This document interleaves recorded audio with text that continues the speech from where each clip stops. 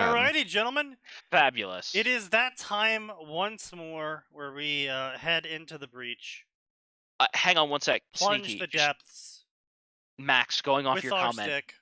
someone could absolutely make an Outrider detachment with just 6 sets of bikes, because the bikes come in squads of 3. What am I going to inflict upon people today? What did we do last time around? Did we do Alright. Naruto last time around? Yes, we did do Naruto. Yeah, Naruto. I think there's a little bit of Harry Potter. Oh, you know what? DXT. We did. I mean, do that's an DXT. option.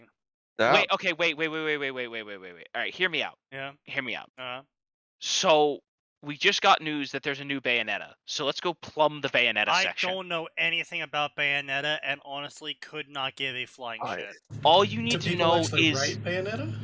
Yes. I was gonna say, I'm sure they do. All you need to know is Angel Witch Hot use hair magic. Yeah, I honestly. Tiggle bitties. You lost me. Tiggle bitties and shoe guns. Still lost me. I'm sorry, if shit ain't on fire, I'm not interested. And she does light things on fire. Lost including me. herself. Tanya. Wait. I don't want to read it, but I have to know. Has anyone made Tanya in Bayonetta? Let's see here. that sounds uncomfortable. We That got sounds It Naruto. does, but I have to know if it Wait, exists. There's 8 Tanya Ruby stories? How the fuck does that work? Well, we'll find out in a minute. Oh, God. Oh. Yep. We'll find out in a minute. Hey, Gate, Sneaky, you Attack still have on the curtain Titan. down, by the way. I know. I haven't done my opening yet. Okay. Overlord, Konosuba, Anime X Over, Normal X Over. There's you, Bayonetta. Last Airbender, Fate Stay Night, Starcraft, My Little Pony, Aladdin. What the fuck? Aladdin? Also, I gotta say, I always feel so sorry for Bayonetta. Like, I understand she's like a witch and all, but God, her spine is just... Not seeing any gotta be a Bayonetta. wreck. Yeah, those are Sexy. traffic cones. Awful but sexy. That's why I'm not interested in Bayonetta's fan base. You take that back. No. No, listen, here's the thing. I agree with them, and the only reason I actually like the Bayonetta games is A, they have sick-ass gameplay, and B, she is not that massive. Like, Okay, fan look, artists are also a just legitimately shit. interesting character. I have something that might do some psychic damage to you, Sign. If you look on my computer, God, here we go. If you look on my computer, you will not find any porn. You will find however, you will find roughly 45 gigabytes of very tasteful anime images. But that's it. What? How does this even happen? Wait, no, hang on a minute. That's not weird. I don't have any either. Who the fuck stores that on their computer? A lot of people. Uh. A lot of people. Judging by the reaction. Okay, well, I can tell you there's at least 3 people in this chat. Okay? Actually, no, you know what? I'm gonna go out on a limb here and assume that Gray is not a filthy degenerate and say that 4 of the people in this chat don't do that. I don't know, Max might. I use it for writing reference material. No, God you damn don't. It. Why would I store that on my computer? That's a fair point. I don't know. Let's be clear. I'm not saying they don't look at it. I'm saying none of us are stupid enough to store it on our fucking computer. Oh, fair enough. Okay. It's encrypted.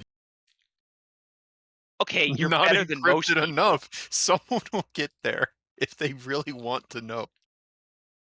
No. To be fair, Max. Hard drive encryption is one of those few ways where you can basically make it the equivalent of a bricked hard drive, where you're not cracking. Sure, but if you're going that far, maybe you need to rethink what you're storing on there if it's porn. Yeah, I do actually. That's fine. Anyway, hello, World Internet. This is Fanfiction Contempt 1005. I'm your host, SneakyDevil. Let's get started. So, yeah, we are gonna have to read this Ruby crossover section because, I don't have words for some of the garbage in here. So, possibly one of my top fanfic hatreds are mediocre, popular stories that go on to inspire other stories. such as a young girl's delinquency record. Which, Really? I don't know if you've heard of it. What in the No. fuck is I've that? heard of it. Young girl's delinquency record is he didn't even spell delinquency correctly. Jesus Christ. Oh. Good job. Yeah, so this guy's retarded. So Young Girl's Delinquency Record is a Tanya fanfic mainly on space battles and sufficient velocity, in where Tanya just gets charged with treason or some shit against Germany, and she Who breaks out cares? and she flees America or some shit, and it's the entire story is about her time in America with Visha as a wanted German war criminal thing. And it's boring as fuck to me. Like, it doesn't go anywhere or do anything really. It's just like, Lamau, look, it's Tanya, and she's in America, and Visha said a Visha thing. Ha-ha! It's like, cool. Yeah, you don't know anything about these characters, so you just said a bunch of gibberish as far as I'm concerned. Yeah, I mean, that's pretty much all it is. Okay, Max. Small child does war crimes. No, I Older know that. No, I'm not finished. Older woman the goes, body of "That's a small war crime. child, You you shouldn't mean?" do that," but then lets them do it anyway. Yes, compared Oh, to okay, other... so she's just an enabler. Yes. Alright. Compared to other Tanya stories, Delinquency Record is a alright fanfic. It's mediocre to me. It's like, oh, she accidentally creates a criminal empire. Isn't that hilarious? Sounds kind of like slice of life with Tanya's life, basically. Yeah, it is, pretty Except much. she wouldn't accidentally create a criminal empire. She would purposely create she'd a do it criminal See, empire. intentionally. my Yeah. main issue is Tanya is oblivious to an extent, but she's not that oblivious where she's like, oh, I just accidentally created the mafia. Well, no, let's be clear. Yeah, no. She's She would oblivious. intentionally create the mafia. Don't get me wrong. Yeah. It's just, She would totally do it on purpose. But here's my problem. She is socially oblivious in that, right, she's aware that her brain is absolutely fucked, and she does her best to do what she thinks is the social contract, but she just doesn't get it because she's a monster. Now, don't get me wrong. She would also probably create the mob thinking that she's going to be a good alternative, and then how it turns out is completely different from how she's envisioning it all working. Yeah. She'd create the mob in the form of the old-fashioned Japanese, what are they called? Benevolent groups? Oh, Yeah. Bainzawas or whatever they're called. Yeah. Something, I forget what it is. But, yeah, Yakuza, basically. Yeah. The government co-ops that were effectively legitimate Yakuza businesses. Yeah. Those. Yeah, she would create that accidentally, intending to create some sort of efficient business model, quote unquote. Unions. She'd do it trying to create unions. Possibly, yes. No, she would create the union to attract workers over, which ends up becoming the mafia arm. To get criminals off the streets and give them more job opportunities. Indeed, yeah. See, that would be a funny story. What we get instead is her so the problem is that Tanya and Overlord came out at the same time. And so a lot of people who watched Tanya the anime also saw Overlord the anime. And completely missed the point of fucking both. Well, also overlapped the point of both, because both of them are coming from a different angle of social obliviousness. Well, then you've actually got that crossover with, Don't everything. fucking Isekai talk about Quartet. that abomination. Yeah, fuck You that shut shit. your whore mouth. I haven't seen it. It's on my list. It's not. Don't. It's Take it off your really, list. It literally, the entire thing reads like a bad fanfic. I thought that was part of the charm. It should be part of the charm, but I tried to watch it. I couldn't make it past episode 2. He sounds like he's And about to I masturbate understood over there. No, you don't understand. Max has far and away the lowest standards of any of us. I He will watch really garbage does. and enjoy it. If I'm saying there's a problem, there probably is a problem. Wow. Yeah, it was Already not then. good. It's worse than that. It's just boring. Like, there was nothing for me to really laugh at. Yeah. Dude, I will Really? binge low budget C tier sci-fi movies because there's a certain charm to them. I couldn't watch this. I gave it a So try. they just completely flub it. It's Yeah, it flopped shit. so It hard. it should have been a lot better than it was. Yeah. Well, damn. That Like I sucks. said, Oh, it reads now. like a fanfic where someone was like really ambitious in doing this multi-crossover, but they also wanted it to happen inside a school and be a high school fic. Now, if you Uh, want to give it like the 2 to 3 episode try, you're welcome to it. Maybe you'll find something about it that none of us liked. Literally everyone in the comments is also going, yeah, it was trash. Yeah, it shit sucked. Now, I will say one thing is Woo. this weekend, and I'll report back on Tuesday. I'm gonna give Edge Runner a try on Netflix. Oh yeah. No. It's Trigger, bro. It's Trigger. If nothing else, I should get some good fights out of it. To be fair, I heard it was not bad. So Not what? It's cyberpunk. it's not bad. Oh, it's not bad. Yeah. Okay, yeah, but here's the thing. It's Trigger telling the story. So I'm going to get a completely nonsensical plot that makes zero fucking sense, which slots perfectly into cyberpunk. Yep. And Fair. it's Trigger. I'm going to get some dope-ass action scenes. Yeah, see again, that's what I'm saying though. Well- Is the Ainz and Tanya interactions were pretty good. Yes, that is true. However, the rest of the show was absolutely no substance. But that's what I'm saying though. Is a lot of these anime watchers, and God, do I fucking hate anime watchers because they always ruin every fandom they're in. Especially JoJo. Man, JoJo sucks anyway. It does. no, listen, I'm going to stand No, up here. I'm going to call JoJo's Nose Hair out publicly. Well, not that we don't Oh, already do it, no. but Wait, Nose you Hair call him out never publicly all the fucking time. Yes, Yeah, I I know. know. But so it's business as usual. Listen, half the reason I avoided JoJo like the fucking plague is because of people like Nosehair who would not stop jerking off to it. Yep. Like, Same. listen, Oh, when you actually go and watch JoJo and you ignore all the people who won't stop jacking it off, it's fine. In fact, there's some pretty cool stuff in there. But like for the people who don't stop like promoting it like it's their lifeblood, just come out of the closet already. It's 2020 fucking 2. Nobody cares. Yeah, true. The animation just doesn't do it for me. I can't actually sit there and watch it and enjoy it because it looks like ass. I like This is Like- gonna sound weird. okay. Just I like read listening to manga? JoJo. Like that's fair. like there. Honestly, There- that's kind of there's true there's though. an easier to consume version of it. You can read it in half the time it takes to watch it. True. And if you really want to see like certain fights, some of the fights were animated well.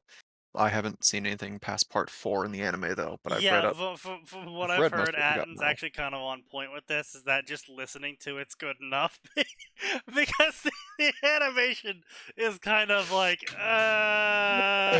Wait. Listen. You're talking English dubs?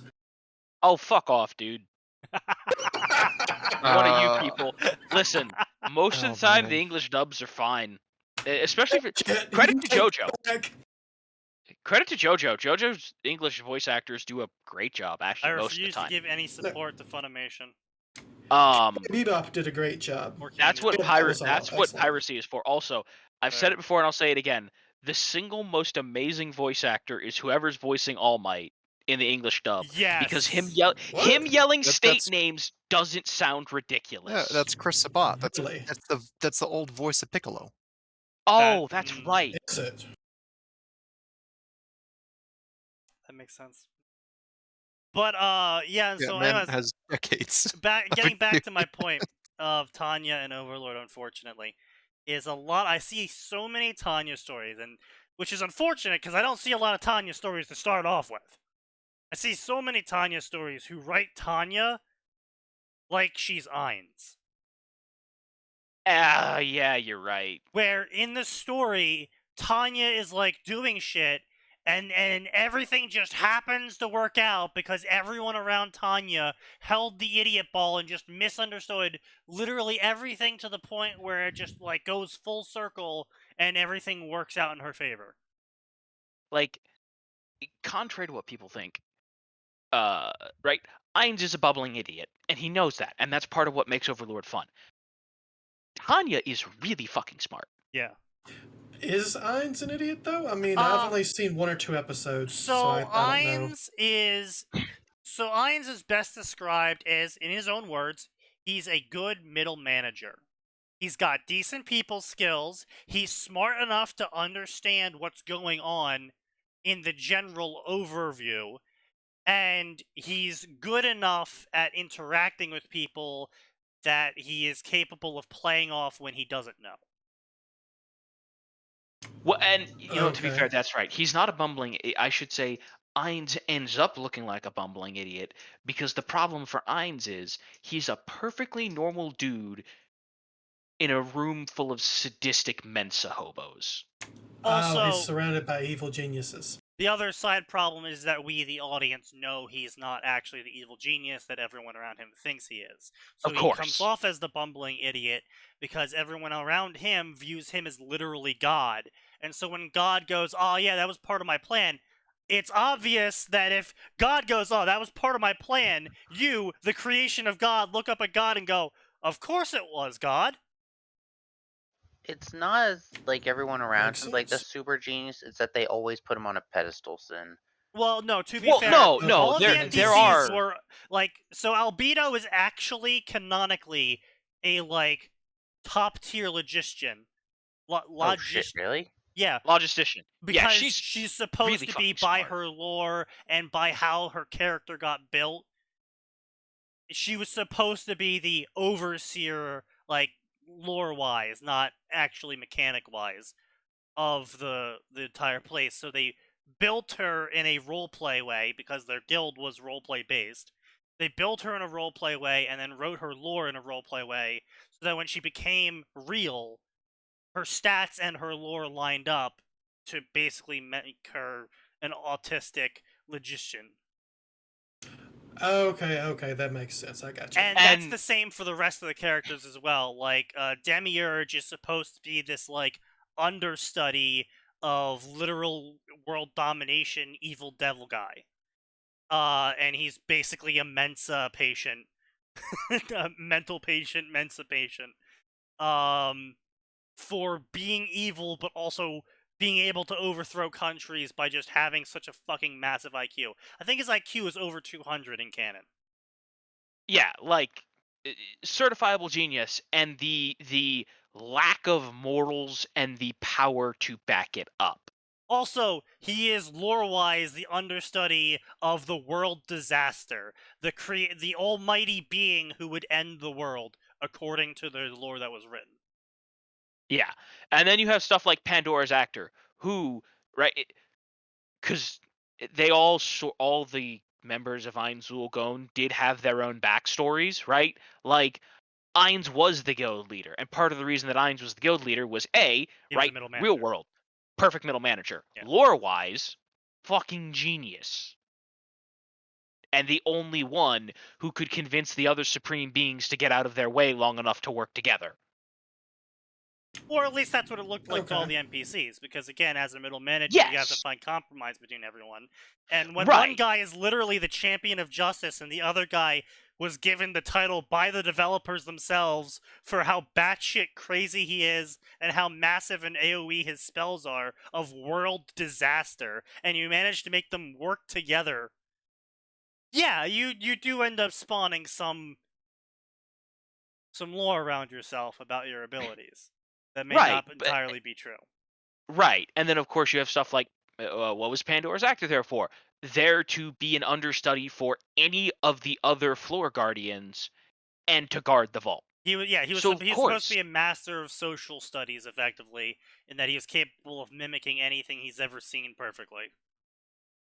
including skills and all that jazz, right? So, of course, he's also really freaking smart. And then just generally, like, right, they made a bunch of level, 60, 70, 80 characters in their guild. So, of course, they're going to, right, just by being at that level and stat increase it, right? The level 20 wizard is going to be a lot fucking smarter than the level 1 wizard. Yeah. Right.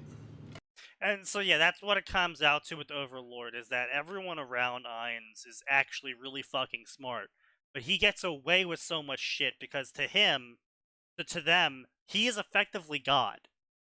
And not just God, but the god above all the other gods, who organized all the other gods into working under him. And to getting out of their own way and to do shit. And, like, let's not forget the very last and most important part. They can't tell that he's ever, they never can tell that he's lying. Because he's Because he undead. literally doesn't have a lying face. He's literally a skeleton, so he's got no heartbeat, no, like, outward show of emotion. Like, there is no tells for anyone to see if he's lying or not, or if he's nervous, or anything. So, whenever he says something, everyone just takes it at face value, because there's literally no other way to take it. Ultimate bluff, then. Gotcha. Pretty much, yeah. So that's how Overlord is written. And I see a lot of Tanya stories, especially on fanfiction, get written like it's Overlord. And it's kind of just dull. Yeah, because, right, switching over to what Tanya is an actually highly intelligent, highly capable ladder climbing piece of shit. Exactly. Yes, With 100%. zero, right, with an absolutely broken moral compass, who recognizes She has that. no morals. Well, no, she does have morals. She has morals according to the society that she lives in. Yes, Exactly. as I said, whatever. She's an a absolutely chameleon. broken. Yeah, An chameleon. absolutely broken compass, like I said. But she or he, whichever, is highly intelligent and has a significant head start because, right, all the experiences and intelligences and memory of someone who made it to what, 35 or 40 or whatever, Something like that. Yeah, something around there. in the body of a kid, right? Half the reason that kids are annoying little Also- shitbags is because they aren't truly capable of the higher thoughts, right? Yeah, Literally. true. Yeah. Their brains are still developing. But Which if you is why have she all freaks out half the people she talks to. yes, Yeah. because all of that can be overridden by just a It's also why relatively I always motivated fucking human laugh being. my ass off about when fucking isekai authors are like, oh yeah, I'm like a 7-year-old and everyone just treats me totally normal, even though I'm acting like a fucking adult. I'm like, sure you are, buddy. Sure they are. I'm sure. I'm sure no Well, no, I one's mean, being that's the weirded thing, out right? by No, this that doesn't work. 7-year-old acting like a 30-year-old. Right, and that's actually one of the things that's like an important thing that I'm pretty sure they brought up in one of the books is that, like, it weirds people out at first, but she just keeps acting like an adult, and because of the way that human beings deal with things that are weird, they just go, yeah, fine, fuck it. Treat the little murder hobo like an adult because she's clearly thinking adult murder hobo thoughts. To be fair, she carries through on it and Yeah, so that's lives up that's to another it. thing I really see a lot of Tanya authors just totally forget is Tanya blatantly got several people killed intentionally, like on her own side. In which canon?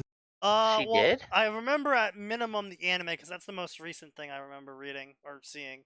Where she so a couple Yeah, of that guys one. made Yeah, comments no, about her. in the and book she didn't. In the book she just transferred them. Okay, yeah, Yeah, that's what I was about to say. 'cause in Which the I will anime, say, she puts them in a bunker. yeah, she puts them on a bunker on the front lines, knowing that bunker's going to be hit soon by anti-bunker busting bombs. well, let's be clear. She doesn't know it. She's just like, there's a 90% chance that this thing's gonna get taken the hell out, and that way I don't have to deal with it. Right? That was actually one of the things that I actually liked in the book, because it showed how like how much more ruthless she was, and I was like, that's not a bad, right? That's not a bad change. But anyway, the point is, anime Tanya is slightly more ruthless than book Tanya, but that's not a huge fucking difference. Oh yeah, I also introduced Sign to the fact that there's 3 different Tanya lore. That Oh, is yeah. still some bullshit. Yeah, because there's the web novel, which is very, very, very close to the light novel, and Oh, then that there's makes the it 4 then. Yeah, the web novel actually also has its own lore. Yeah. The web novel, which is a slightly more unhinged version of the light novel. The manga, which is a even more unhinged version of the light novel. And the anime, which is a slightly less unhinged version of the manga.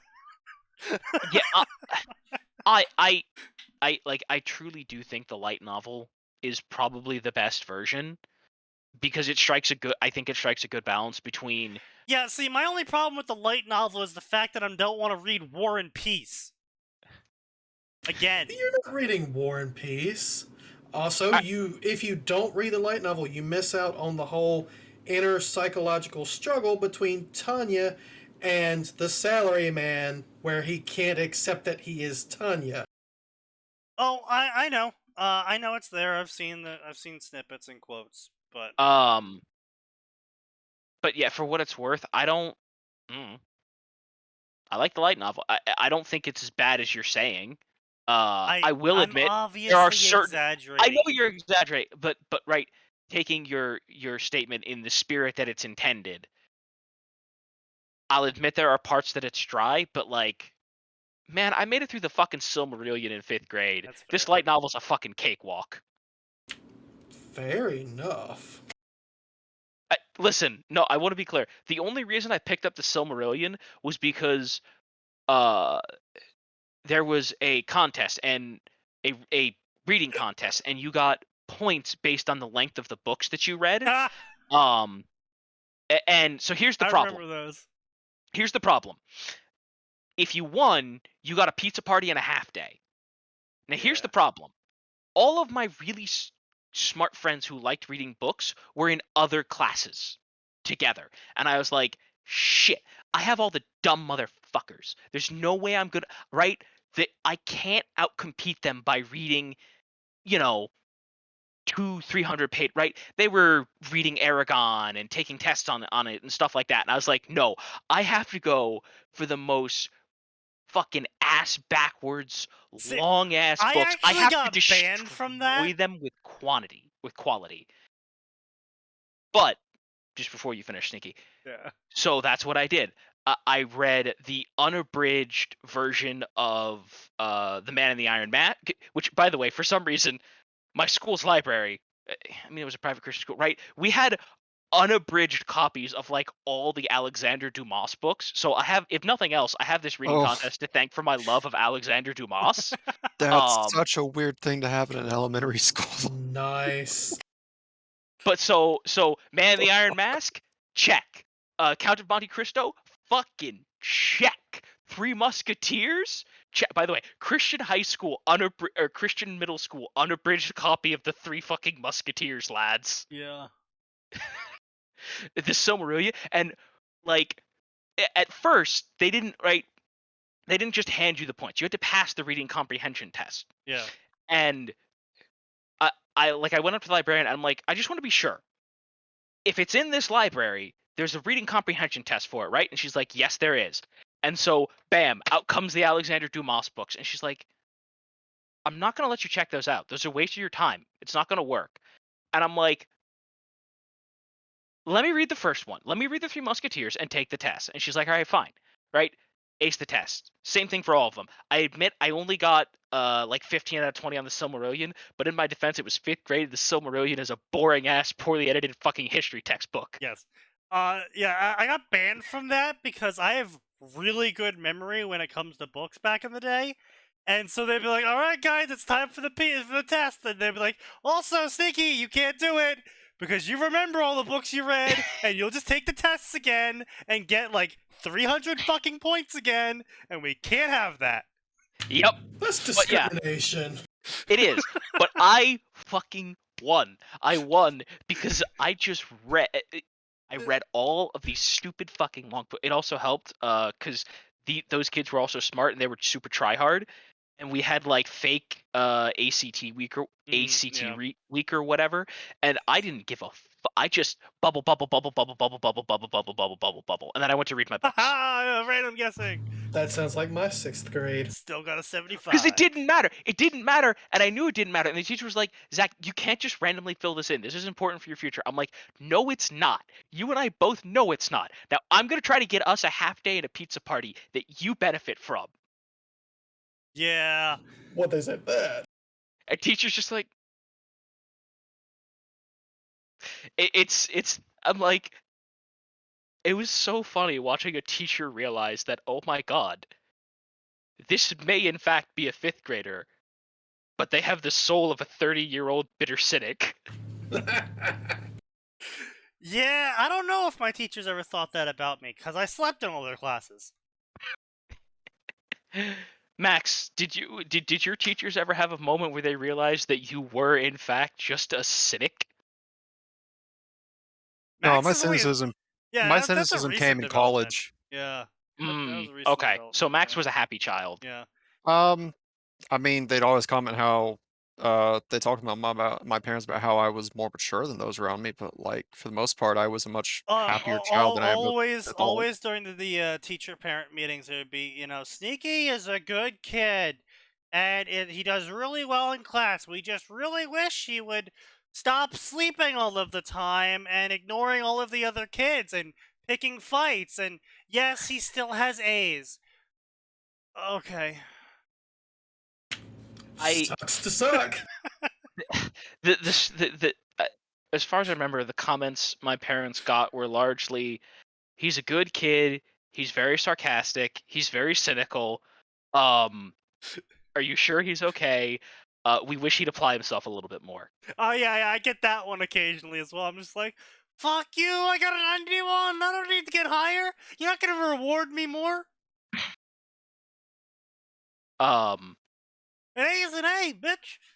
Oh, no, I will say the one comment that I do remember my parents telling me from a teacher that made me incredibly pleased was when in my sophomore year, my theology professor, because yes, I went to a private Christian high school. Yes, we had actual, not stupid fucking bullshit classes. We had actual theology classes. It was the fucking shit because it was right after philosophy, and they knew exactly what they were doing.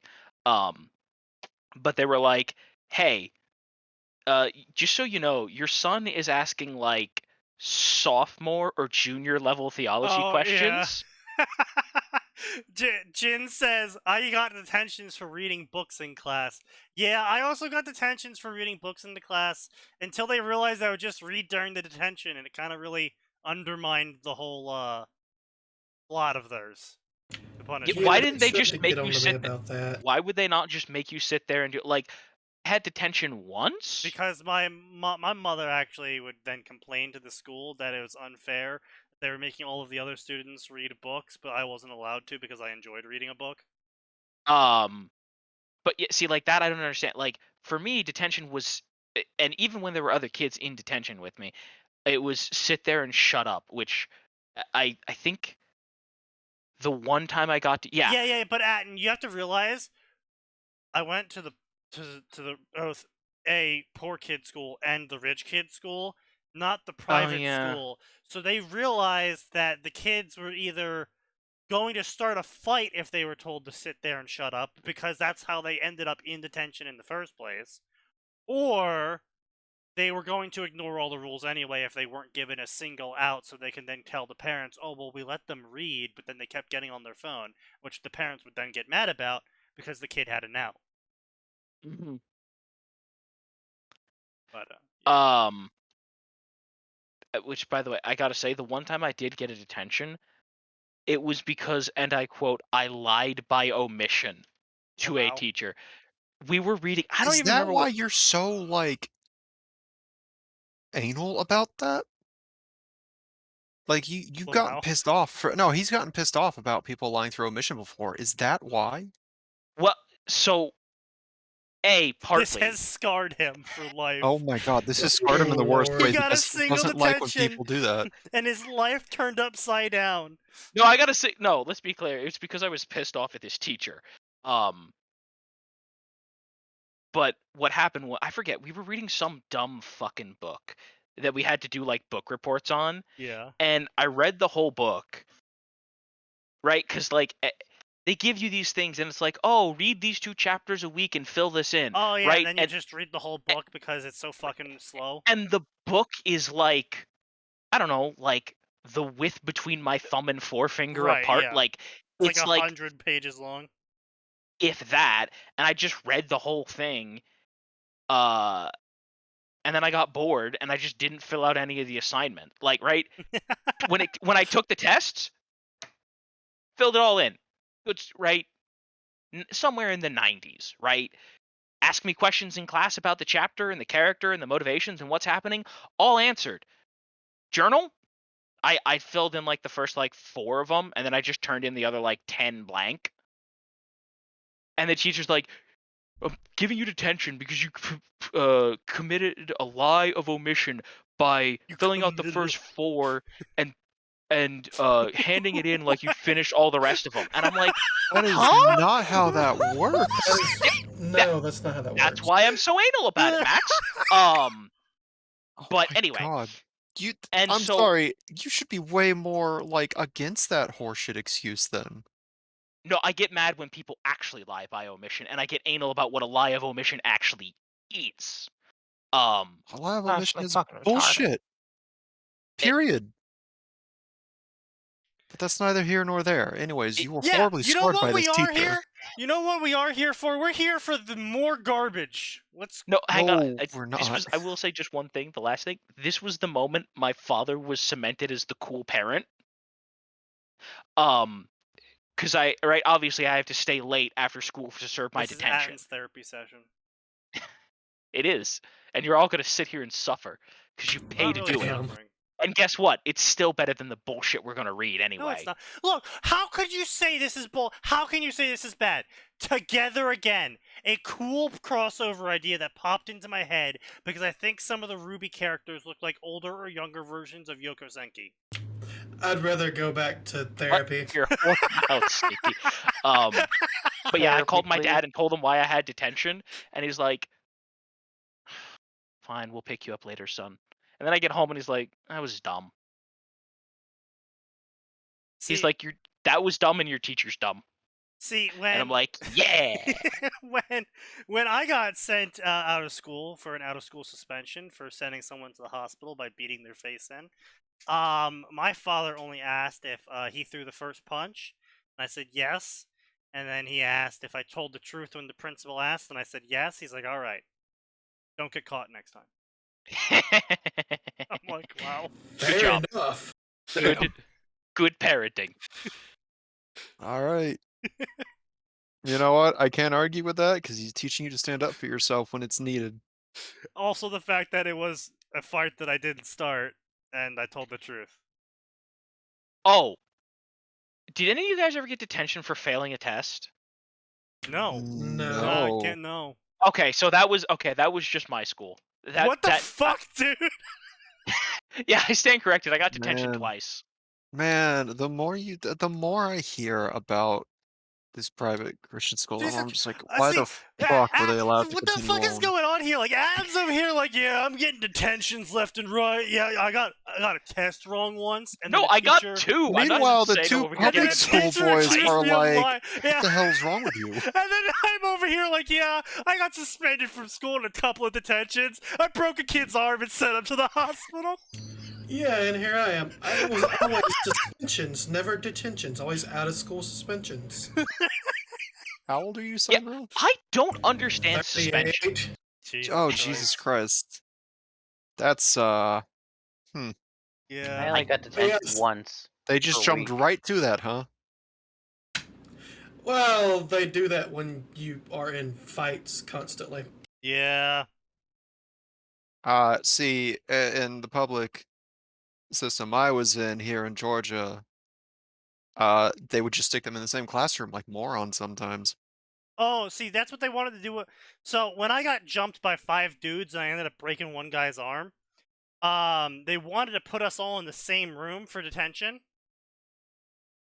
And That's my fucking mother Sounds like a bad stupid. idea. my mother shows up and she's just like, "Are you guys fucking retarded?" They jumped him.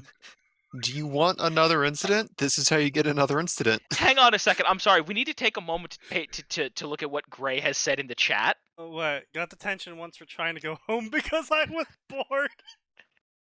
See, I just didn't show up to class. I walked into the library and just fell asleep in one of the chairs. No one woke me up. No teachers wrote me up. And then I just walked into my next class and I was just like, "Yo, what's up?" The teacher was like, "Oh, you're good. You're here." Like, yeah. There was nothing to do. We didn't have a library. That's fair. That Texas. sucks. Wait, what Which kind of that's shitty fucking mostly- school doesn't have a library? A poor Texas rural school. It right, was a Texas. school that was renovated from a college dorm. So we were technically on the college campus.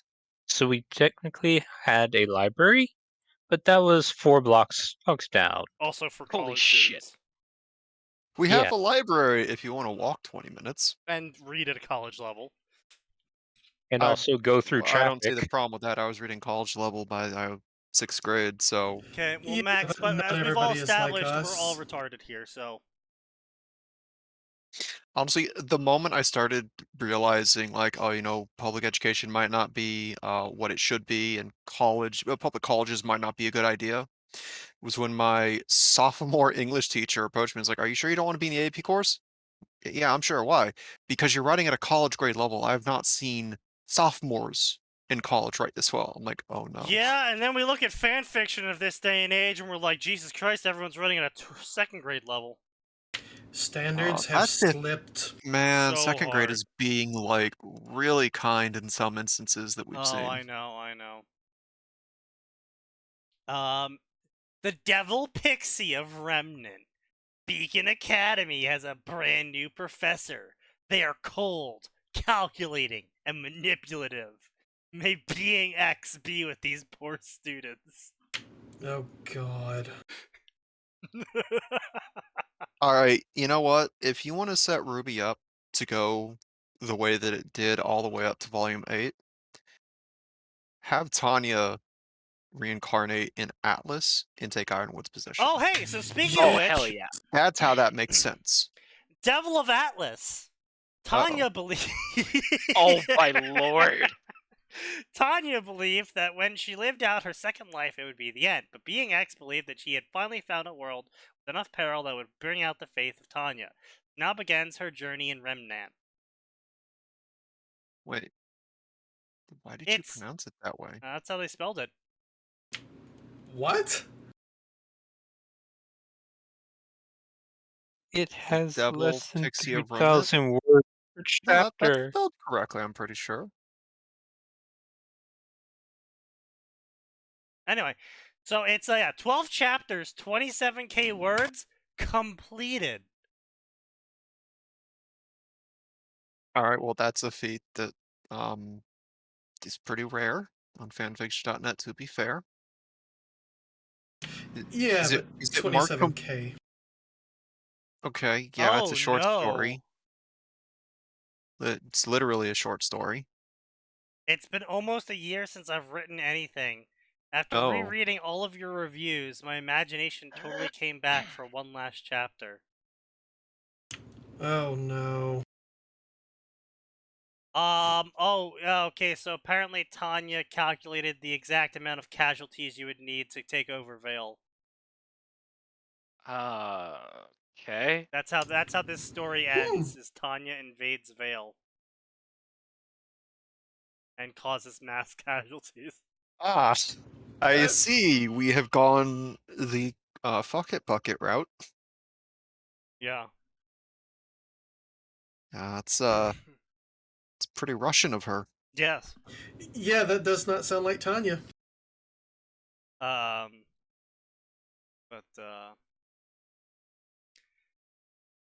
So that's what this section is. That's what the entirety of this section is.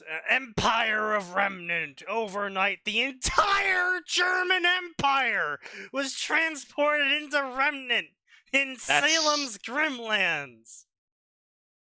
That's a death sentence. Yeah. So they're dead. Oh, them. they are dead. So they they're might all hold out for a. fucked. They might hold out for a week, maybe. If No, they have won't enough- even hold out for that long. They don't have walls. Yeah, Salem might hold out for that long. Yeah, They're you're right. they're mages. No, but the problem is they don't have any wall. Like they won't have any They- place to rearm and resupply. They could.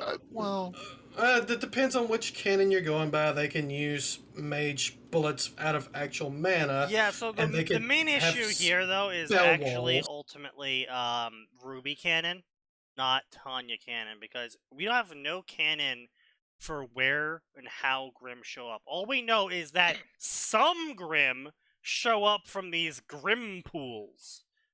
and others are just there, and then there are Grim that spawn other Grim. Yeah, but Oh, we, and sometimes they it's just come out of the inconsistent. floor. yeah, we just don't Yeah. know how Yeah, Grimm and- spawn. Yeah, well, the bigger problem, it specifically said Salem's Grimlands, right? So they Yeah. are surrounded on all sides by Grim pools. Oh yeah, but that's what I'm Oh. saying though is like it'd be one thing if they could blow up the pools or cordon them off because they have magic. Yeah. Oh yeah, we don't know. But The closest thing we got to a shot of the pools was when Salem threw herself in, so they are Right. theoretically bottomless. right, well you can Alright, close you can so- put a lid on it. Or you could enclose the entire group Well- in a dome or a shield. Right, yeah. No, volume 7. Well, as far as put a lid on the pools or put a lid on them, because volume Put a 7 lid showed on us No, that the pools. Isley, you can't have pools all can- of the Grimm spawn from the pools because the Grimm lands are separate from every other continent, and there's Yeah. a bunch of land-based Grimm. So if all of the Yeah. Grimm spawn from Grimm pools, then there would be no Beowulfs, Ursas, or Stalkers or anything.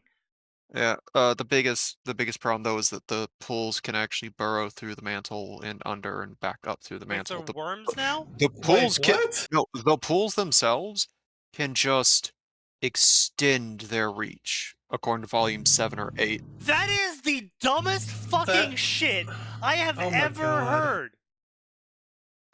It would explain why Grimm get every fucking where, though.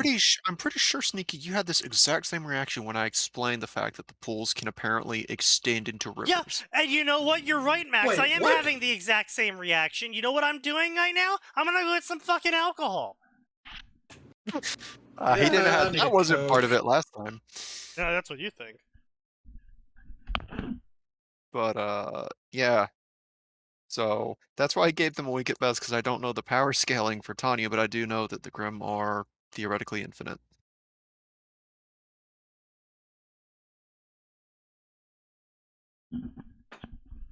Oh yeah, also the Titan Grim exists. That's a good see. point. Oh I yeah. think Titan Grim is cool. I'm not saying they are cool. I'm just saying they exist. Yeah. Like, No, yeah, I see. Yeah, yeah. I think that whole idea of Titan Grim is cool. I think the idea of Ancient Grim is cool, and you can make that's how you make them unique. But you still get to add new Grim variations in there. It's like, oh yeah, this is the fucking Grim World Serpent. Yeah, we all know what it's basically ripping off of, but it's fucking cool looking. So fuck you. Also, there's only one of them, so balanced. Yeah, there are some. They've at least still got some okay Grim designs. Which ones? All of the ones from Ice Queendom. Yeah, the redesigns in Ice Queendom were Yeah, I've okay. seen it. The alpha variants of the Ursas and Beowulfs are kind of okay, I guess. I did like the outfit upgrades for some of them, though. Especially Weiss's. Yeah, of course you would. Of course I would, yes! Yeah, it's honestly, it's worth watching.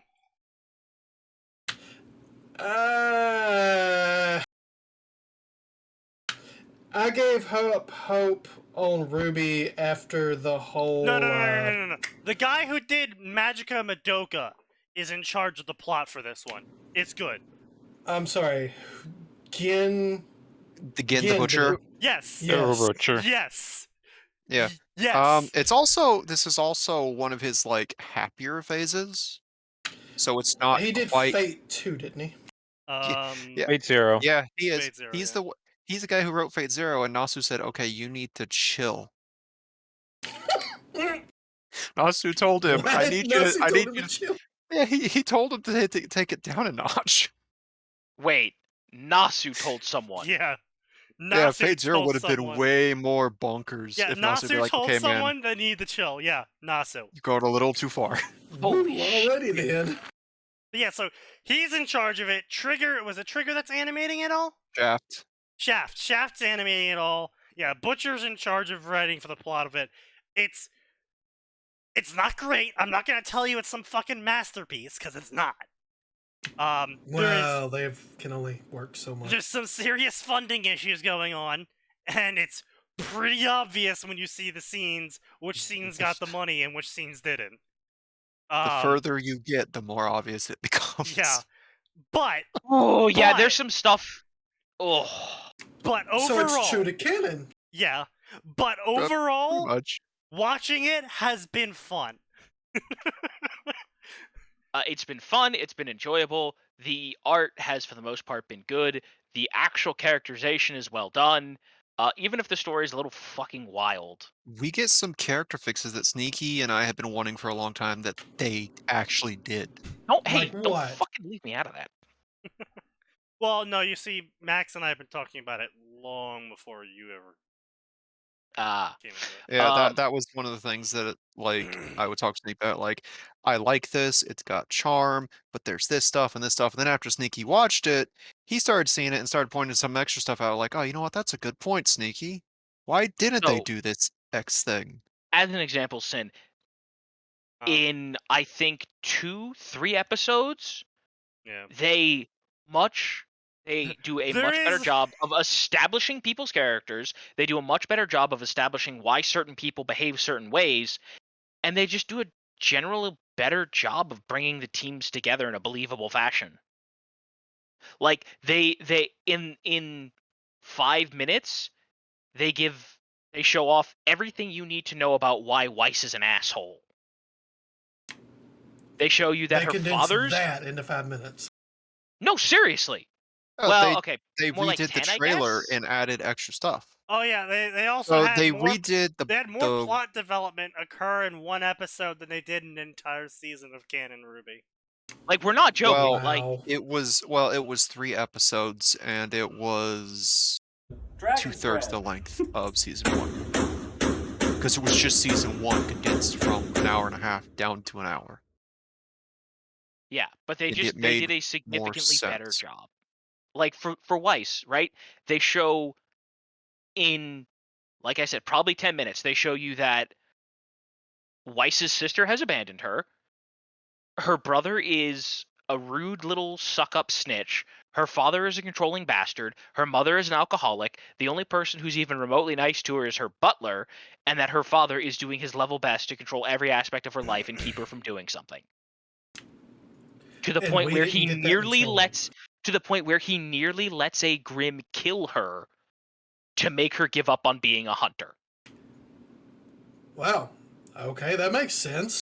Yeah, there was one small problem Yeah. with their new additions to that fight. They had Weiss get punched in the eye by a giant Titanic Okay, yes, that was a made of problem. steel, and they gave her a scar Yeah. over her eyelid. That was a think problem. Really? I Yeah. haven't looked at the okay. white trailer in a minute, but I'm pretty sure she actually just barely dodges the sword for that scar. So I'm Yeah, not sure why but- they That's didn't how go that that goes. route. Either way, the point is, apart from one thing in the fight that makes 0 sense, everything about that is excellent. They do Yeah. a great job with the character development. They do a great job establishing the personalities of not just Weiss, but of Whitley, of Winter, of Jacques, and whatever alcoholic mom's name is. Alright, let's see what this is. I don't remember. If you hadn't asked me, I could have told you. Anyway, What? point is, Eh. they do a great job of it. They spend like no time Okay, on get Yang it, and Ruby Glenn. because they're easy. They do a What's pretty it good doing? job. Thanks, Isley Willow. They do a good job with Blake, and then later on, oh God, we get some great design. Listen, Sid, have you seen Negative Blake? Have you seen the art for Negative Blake? No, and hang on a minute. You mean they actually Cool. did Wait, this something might be the good only with animated Worst piece we Cat have Girl? here. Let's see. Yes. Oh, actually. hell Oh, she's yes. a much better character in this. What's he doing? Blasphemy. No, you don't understand. It's great. Oh, come on. Where's the Also, art? possibly the best character redesign I've ever seen, and I'm incredibly depressed they aren't keeping it. Pyrrha? Oh no, Blake. No, Negative Blake. Negative Blake had an amazing character redesign. Where the hell? Okay, I've got to see this now. Post it in a Yeah, Aura's channel. got you. Oh, I thank you, Aura. just rewatched White trailer. The What punch the fuck? actually. Oh, so You it is cannot tell us it that it's not is- so amazing. it is a punch in the trailer. Oh my It is god, the that punch is that gives her the sexy. scar. Have you Wait. seen? Well, for that Great. matter, have you seen Negative Weiss? Oh yeah, he loves Negative Weiss. He's- Yeah, he likes negative Weiss, voice. the one with the Yeah, the the- Admiral She's the outfit. one who's yeah, cosplaying a uniform. commissar. Yeah. yeah, that looks Okay. great. Yes. But yeah, listen, Negative Blake is the shit. Her weapons did not get less ridiculous, but they got way cooler because they just said, okay, fuck it, this is ridiculous, crank it to 12. That's what Ruby Why does should she have have a been. tail? Don't What? worry about it. Don't If you worry watch about it, it. that will be explained. Yeah, don't worry about it. And you'll Yeah. probably laugh your ass off when you get the answer. The answer's The racism. same way that Sneaky but don't laughed worry his about Really? it. ass Yeah, the answer's racism. Don't worry about it.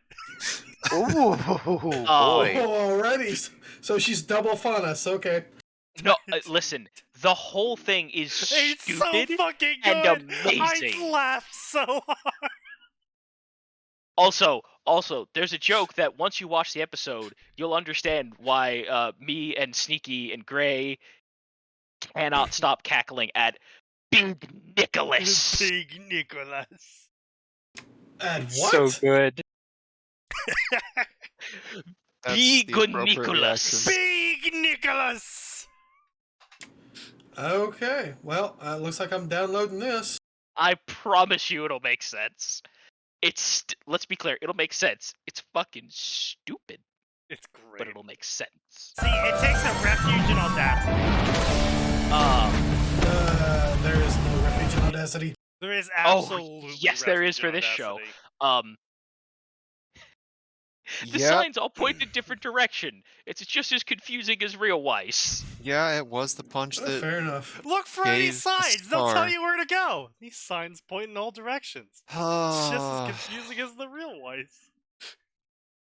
all right. Yeah, the punch causing the scar is indeed. All right, so Yeah, that's Monty. just Not a huge fan that's of it. not great. Yeah. Damn it, Monty's so good at choreographing fights, and then shit like that happens. Well, I mean, this is just the classic fan fiction author syndrome, where it's like, oh yeah, my character survived for 20 years without eating. That's why he's skinny. That's not no. Don't listen. We're not talking about that. Hey Sin, do me a favor. Send me your rates, because I'll commission you for something. I don't know what yet, I but think it'll be it's 1 something. cent a word who he's currently going at. $10 per 1K. 10 per 1K. I don't know what I'll commission yet, but I will commission something. I'll commission him to read a bunch of porn and then sell it on Amazon for a 500% markup. That is not. I want 50%. No, listen here, bro. I'll just tell you this. Hey, Sin, do you know what Kindle Vella is? Oh shit! Oh no. Yes! Oh wait, he could make so much money off Sneaky, that. Sneaky, take us away. Oh, Take us my away God. to the Oh, miserable God. hell that is Kindle so Vella. remember when 50 Shades of Grey came out? Yeah, unfortunately, I had to buy that for my mom. Yeah. Oh. Yeah. Yeah, ew. So bastard. Amazon is starting a new Kindle project called Kindle Vellum, in where you can pay per chapter. No, the first few hits are free. The first couple chapters are free, and then you pay for each chapter after that. And it's supposed to encourage more self-publishing authors who need the money now and don't have the time to finish a book. And the top stories are the ones. No, that hang on, Sneaky. Before you do, the whole reason we found out about this sin was I was checking through Kindle, trying to find a new book to read, and Kindle's like, "Hey, why don't you come check out Kindle Vella? We'll give you 500 free tokens." And I'm like, "What the motherfuck is a token in a Kindle Vella?" Huh? Yeah. So I hit the notification on my phone to go see what this is. And they give you, here's your introduction to what Kindle Vella is. And I think, oh, this could be cool. And here's some tokens to get you started. Ad break time. It's gotcha, Kindle. Yes, it is. But also stop talking, guys. Don't talk about anything important. We got ad break time. Time to fill the air with pointless shit. Okay, so Sneaky. How about while that the ad break ball? Yes, Sneaky. While the ad break is going, why don't you take us? Holy shit! Wow, Do what? Sneaky. Why don't you take us to that special place called Kindle Vella, God. and let's see what's at the top. I don't know. Will I get exterminated for showing it on Twitch? As long as we don't no, probably not. We read it live, and they didn't annihilate us. So true. Wow. So I type in Kindle Vella on the Google search. Kindle Vella. I'm learning to hate it. r/self-publish. r/books. Ooh. Are there any actual readers on Kindle Vella? That does not sound good. They are beginning to question their existence. What is your Alright. experience on Kindle Vella? Where are all the readers? Why are these stories that are popular so popular? Probably because they have followings from other places. There's a very good chance of that, yeah. That's entirely possible. All right, Possibly. Sneaky, let's touch the button. So we Two got more, 3 more ads. 3 more ads. Oof. Vella won't And last everything long. is I 30 have minutes closed or work. 30 seconds. Oh my lord.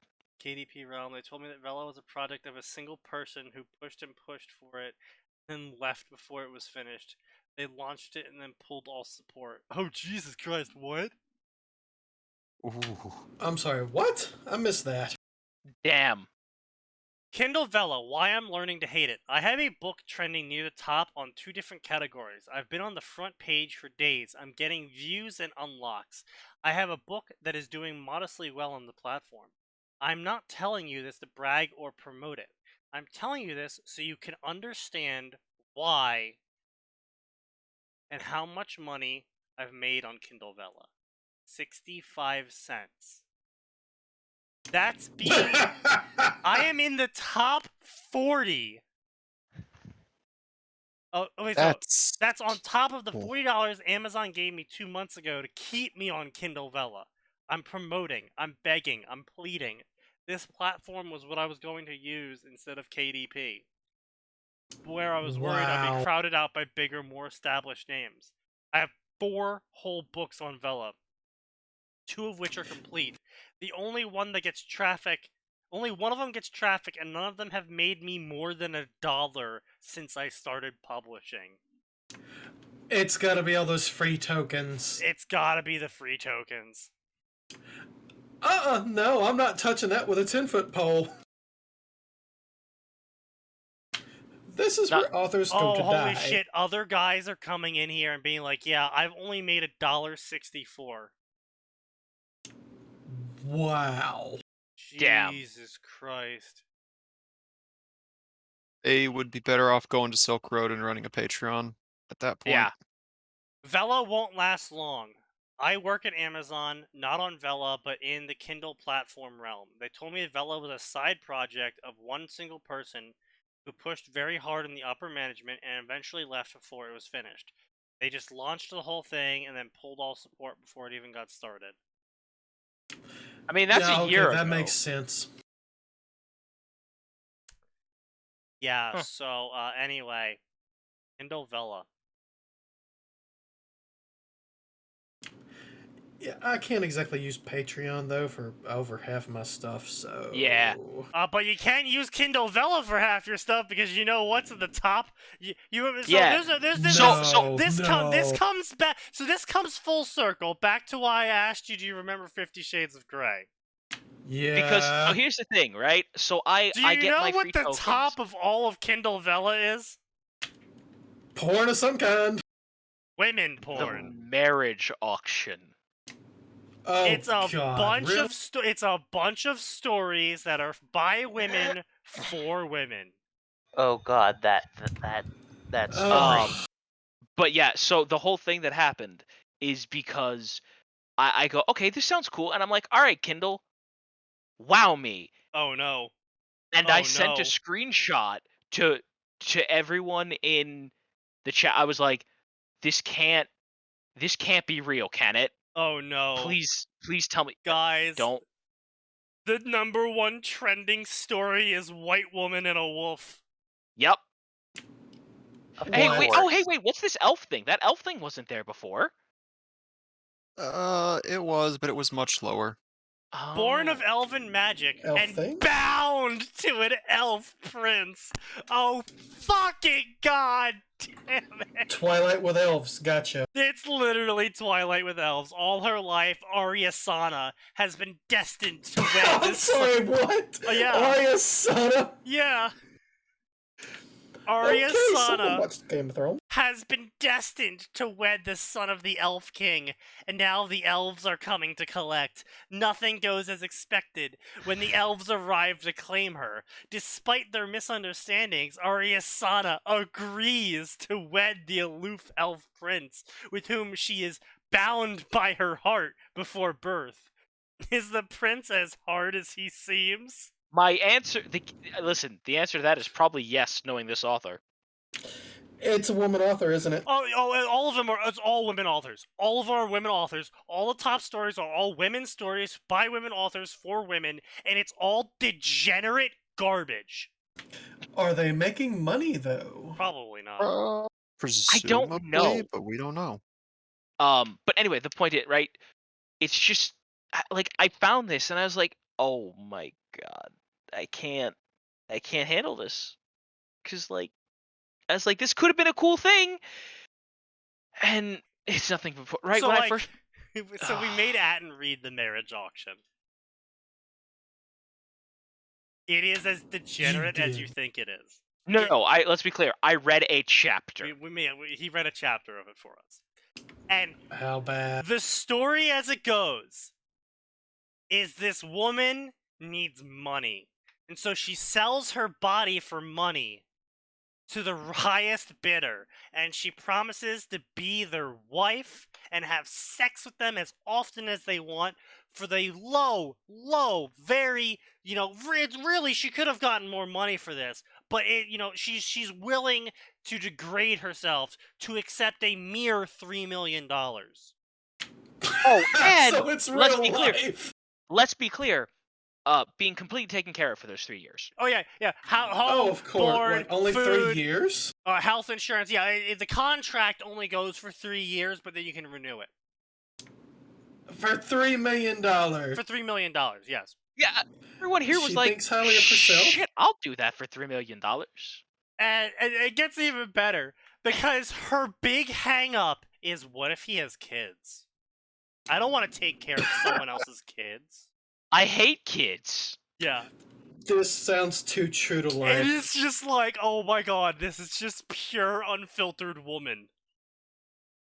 That's exactly what it sounds like. But it's just, oh god, I read this thing and I'm like, this is the dumbest fucking.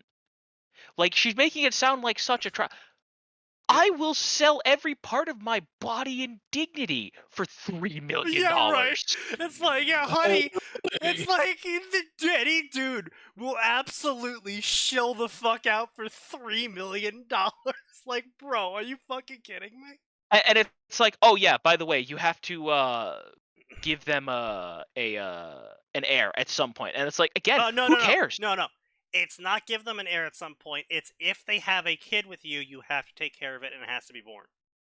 Yes. But once the 3 years is up, you can leave. Yeah. Oh no, you can't abort it. Ooh, how horrible. Yeah. Anyway, the point is, like, everyone in the chat was like, I would do that, especially because what was it? Was it like half up front, Sneaky? It was $300K up front. Oh Yeah. yeah. Well, and there's another part Shit. where they're like, we vet the auctionees as much as we do the people buying. Yeah. So it's like, presumably, the odds of you getting someone who's a horrible human being is next to nothing. Well, you're more likely to get They the got really hurt. rich nerd who spent the like entire, first 2 decades of their lives just doing money gain. Yeah, just doing the grind, as it were. Okay, makes sense. God. So they're selling themselves to betas. Don't use that filthy word here. Oh, sorry, right, I forgot about that. No, let me be clear. Because that's the other thing that Oh yeah, was at the top this of is how Kindle's they write outline. it, by the way. No. This is how they Um, write it.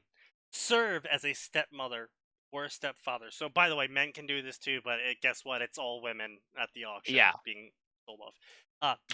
Of course. To any progeny the highest bidder may have. My breath caught as a scratchy, ugly sensation swirled in my gut at reading that line. Children had been mentioned once in this inch-high stack of papers that comprised the insanely detailed contract I was signing. However, I focused my attention on the references to any accidental children that might come of the marriage, where regular sexual encounters were involved. I wasn't concerned with that part, as I had an IUD to prevent pregnancies secretly. My heart started pounding as I lifted my head to look at the beautiful woman who introduced herself as Madame Alana. Excuse me, Madame Alana? Yes, Miss Marino. This part here about being a stepmother? And that's her big hang up. yeah. Anyway, Not, so the not point is, selling her body out, not the fact that she has to pretend to love a guy for 3 years. None of that. No, I have to take care of someone else's kids. Oh my god. yeah, it's the dumbest thing. Also, like, It's- listen. And the thing is, like, the way this contract is set up is you get 300K up front and then $1 million at the end of payments every year. Yeah. And I'm like, what? Hell yeah, I'll do that, right? Because that's 300K that you can just immediately go to a manager and be like, hey, aggressive right. investments, Invest, And- invest. right? And then you get the next million. You immediately go to the guy, right? Is the guy who's managing your fund doing good? Great, go to him and be like, great, here's $1 million, keep doing it. Oh yeah, here we go. Here's the other one. Here's another peak woman story.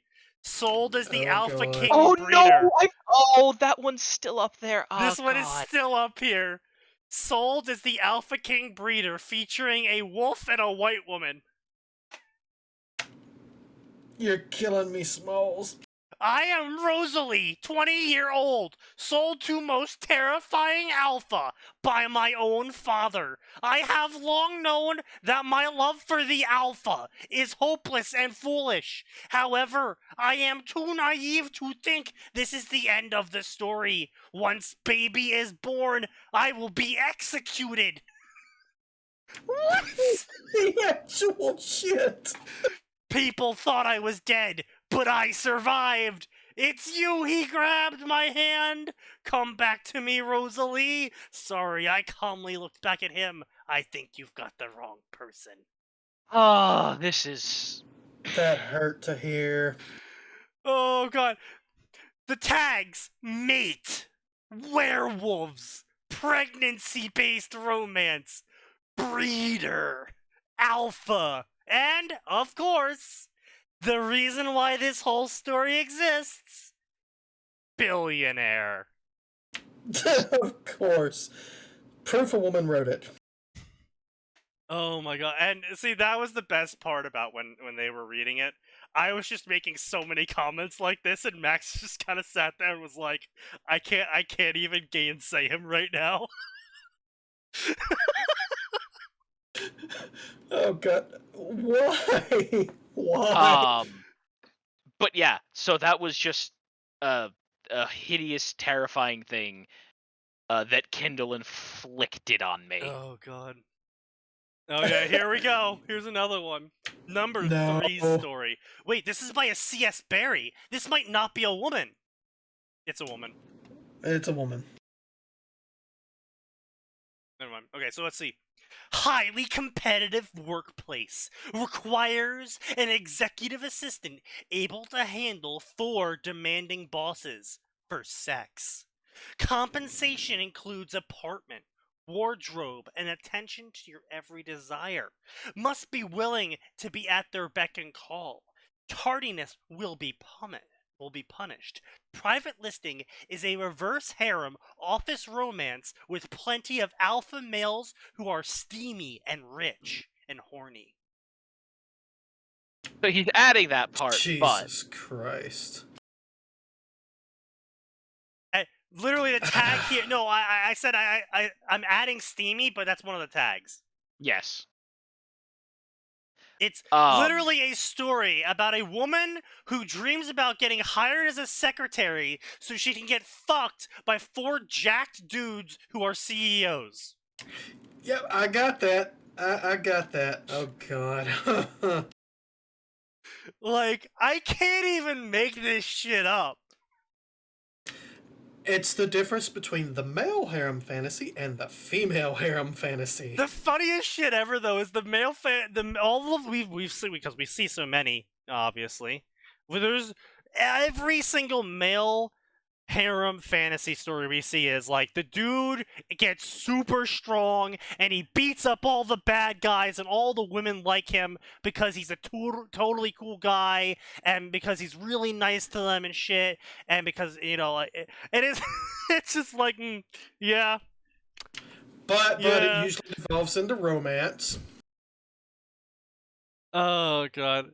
If a dog or a wolf is involved, the money isn't even the main selling point anymore for women. Oh. God. But don't you know something dog something nodding something degenerate. Stop. Oh, God. Okay. Oh, wait. Is this a woman or is this a guy? What's the name? SP Somtal. I can't. This is a very unflattering photo.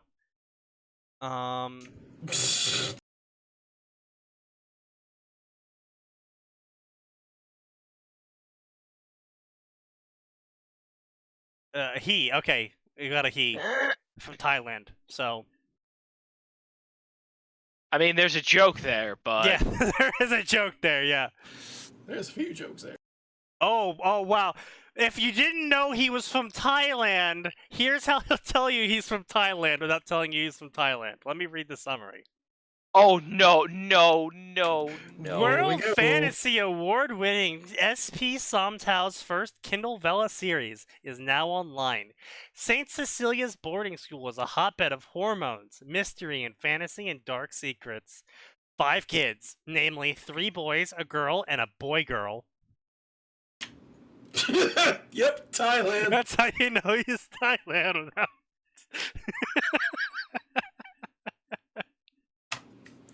No question. Nope, I'm done. Nope.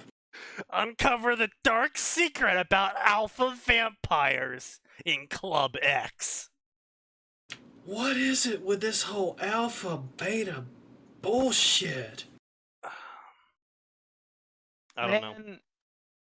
There's a whole like psychology thing in it, and it's better not to know.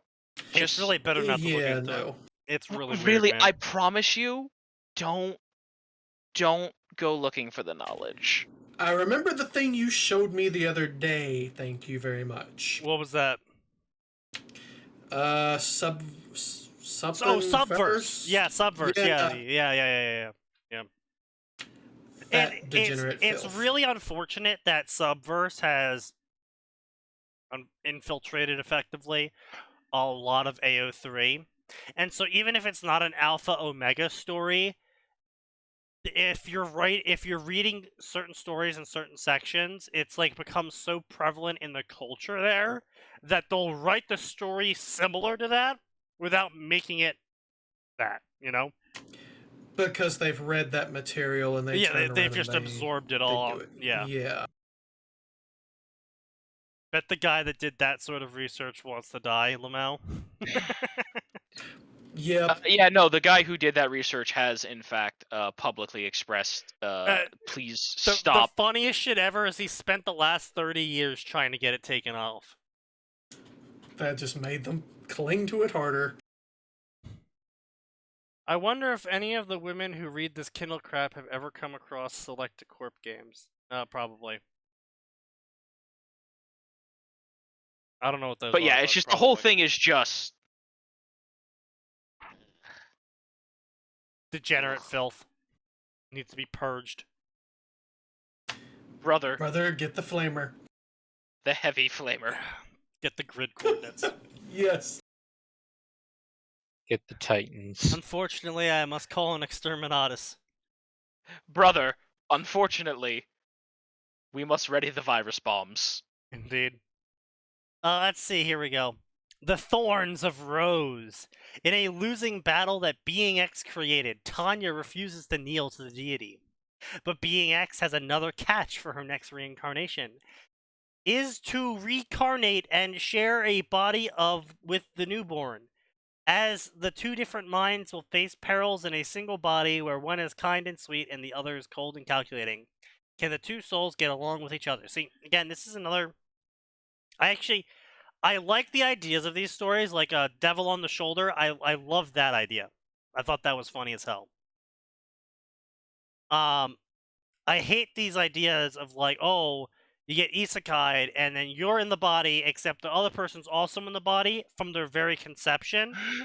And it's like, oh yeah, they're totally gonna grow up to act exactly like Ruby would in canon if they had fucking Tanya in their head 24/7.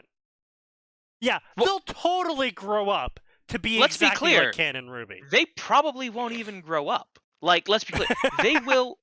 No, like I mean, like the odds of them being able to form as a human being is like 0. They would there would essentially be an extra 2-second delay between anything Tanya thinks and anything Tanya once said. Oh yeah, they'd true. Be subsumed. Yeah, effectively. And see, it's like I like the idea of those stories, which is why I like Devil on a Shoulder, because it's Sakura up until she's like 10, and then she finds Tanya's necklace, and Tanya is trapped in the necklace or some shit. And so then Tanya starts whispering into Sakura's head. Oh, I remember that one. That one was pretty good. It was really good. Yeah, I was like, okay, I like where this is going. And then it died? Yeah, it Did died. it die? It's very Well, bad. can you link it to me anyway? I can. Because, Selecta Corp Nostalgia. games are rich cabal of men who use mind control and drugs to make women fall back into normal gender roles. You lad! Ooh, let's get into some dangerous territory there. Spicy meatball. Normally in the game, you play as a man who mind fucks a female rival into being a wife. Sounds like my kind of game. Wow, this is a spicy game. Holy shit. Wow. Is that really the pushing edge of video games these days? In this video game, women get fucked into being women. Is that really the edge? Is that really is that the cutting edge? Women are women in this video game. Oh god, what a society we live in now. But yeah, honestly, I would like to see a Tanya in Ruby story, and I might force Sign to write it just because I would find it hilarious to force him to write such a thing. I was actually contemplating writing exactly such a thing. well, then we're not going to pay you for it. Chop chop. Oh fuck no! I'm getting paid for it. Look, I'll just take the money we're getting paid and put it to you getting paid. That'll work. No, I'll tell you what. I'll release one chapter as a teaser just to see how it goes. Honestly, if you do that, you might get someone else to pay it. I'll double dip. Exactly. Tanya getting stuck in a 10-year-old Ruby's head. I don't know about that. I was thinking of sending her straight to shit. Atlas. There we go. As is. Oh no, there you go. Put her in Weiss's head. I'm sure that will. Ooh, yeah, that. Oh, That, yeah. that There will are, end. there are no horrible repercussions There- of that no. one. There is absolutely no way this could go poorly. I'm concerned. This is going to be fun. What They have you done? Oh God, Weiss, under the influence of Tanya, makes several logical recommendations to Jacques. Jacques, Perfectly seeing logical. absolutely no problem with any of these recommendations. God.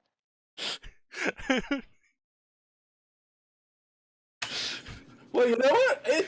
We really should. We really should.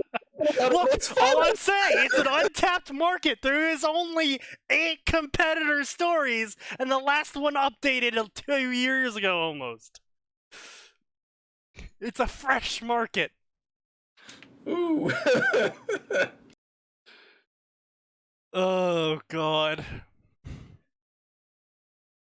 Sheer madness. Team Ruby gets ready for their search and destroy mission.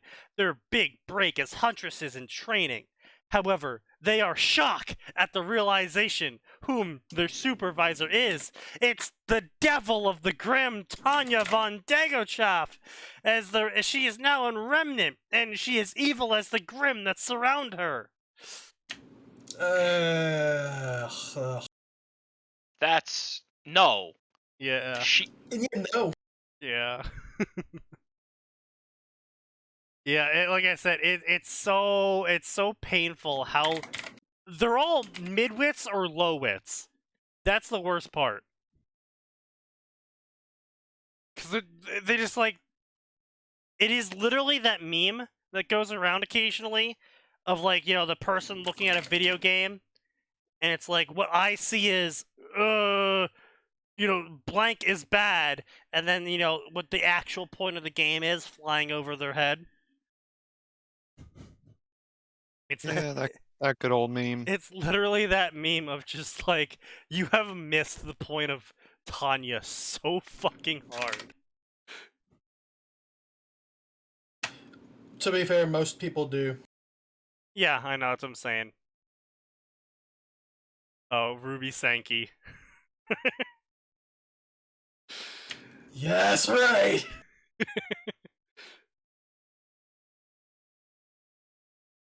Oh God. The Saga of Rudius the Evil. Wait a second. what? Imagine a universe where our salaryman turned lolly soldier switches place with a perverted NEET in the Sixth Face world. Watch as he goes through life of Rudius Grey Rat, one misinterpretation at a time. Ah, yes, of course, what Tanya is famous for. The partner swapped fanfic series Mushoko Tensei, The Military Chronicles of a Little Girl, will be released in a few weeks. You know what? That might actually not be horrible. I mean, you can do worse than the NEET. Aren't you writing a NEET story? author there. No, I'm writing Working Man's story, goddammit, not a NEET story. Well, yes, but I'm saying, aren't you writing for that section? Oh, yeah, absolutely. Seigyo Tensei. Yes, yeah.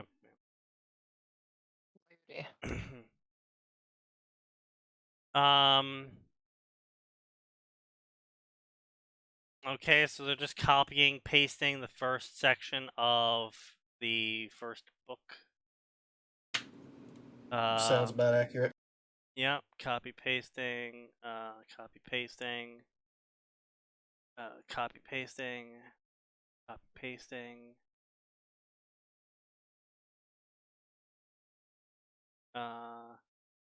Sour mood. There's a NEET getting kicked out of his house. He was approaching me. People like NEETs are just as bad as communists. 100% Tanya. I mean, on one hand, I agree. On this other hand, I have enough money that I don't need to work because I don't spend it stupidly usually. So I can go periods of time without leaving my house. That's not a need. Needs are implied to be broke. Oh, okay. Okay, then yeah. It's not employed in education or training. I know, that's what I'm saying, though. It's like Yeah. I'm not employed in education or training. But you're also not broke and Yes. living off of your parents or welfare or other social programs. That's fair. You are currently employed, though, Sneaky. Yeah, I am employed now. Well, I was saying now I am, but previously I had large stints of unemployment where I just lived off of my savings for months. Because I could. Fair enough. Yeah, but they were your savings, you weren't. Oh, yeah. Unfortunately, I have all of my savings tied up in stocks now, which means I need to work. Karl Marx, blah blah blah. Karl Marx. The funny part is Karl Marx was actually a NEET as well. No, he was in education. He went to. I don't consider that education.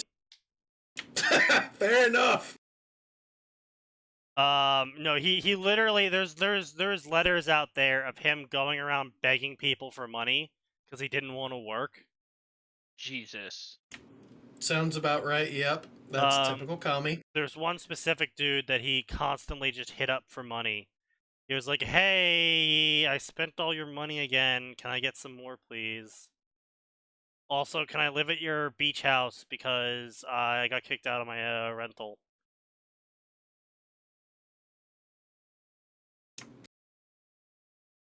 Yeah, Karl Marx, truly the hero of all communists everywhere. Living the dream, man. Living the dream. I still think the funniest part about it all is that you have to pay $10 to visit his memorial. Oh, right. That is for profit. Hang on. What? Yeah. So yeah. you have to pay money to enter the place where he's buried to go see his tomb. I see.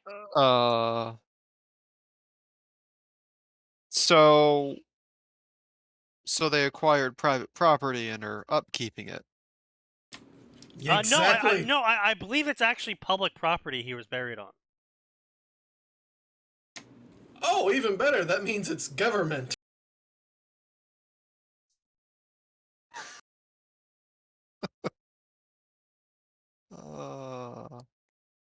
Yeah. Okay. Yeah.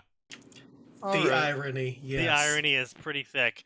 You know what else is? You know what's even thicker than that irony? Is the going to the Forbidden City. I think it's the Forbidden City, and going to see Mao's tomb, in where you can buy an entire gift shop worth of Mao-related merchandise. You mean they don't give glorious merchandise for free? No, you have to pay to visit his tomb, and then you can pay exorbitant prices to get a picture of Mao's face on your t-shirt, or a Mao bobblehead, or Mao pens, or a Mao coffee cup, or you can also pay like $50, the equivalency of $50, for a plaque with some communist quotes from Mao on it. They have monetized glorious leader. They have monetized communism. It's about the only way it makes money. We have gone full circle, gentlemen. Well done. You see, our communism is special. It's actually capitalism, but we're just gonna call it communism. Yeah.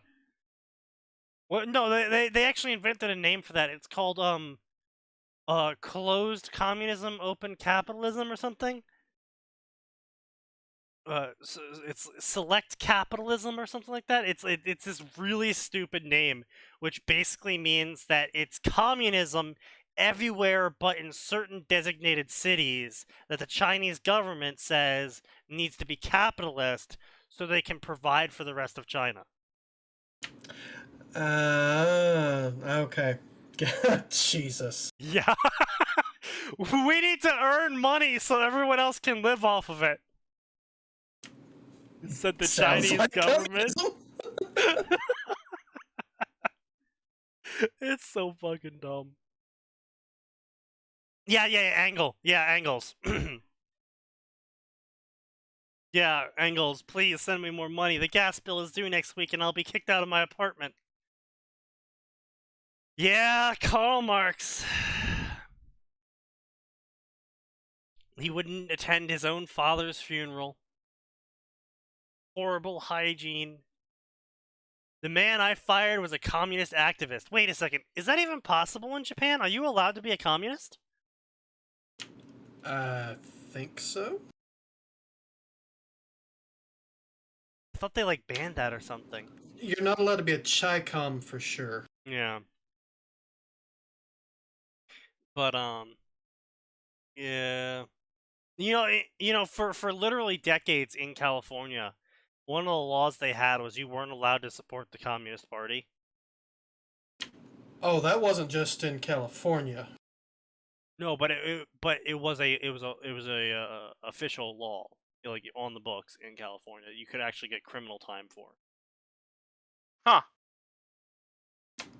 Time for a return to the good old days. They actually repealed it, like back in 2016. There you go, Japanese Communist Party. Huh. Well, you know what my reply to that is? Get the flamer. Why the fuck would they repeal that, though? My reply to the Japanese Communist Party is my background, and I will not say anything further as Twitch might take that out of context. Fair enough.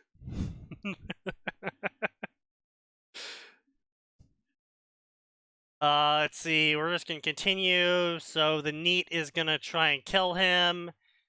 Blah blah blah. And then a truck came at him. The salaryman and NEET swapped places in their universes. The isekai moment happened at the same time. Due to a strong amount of fate,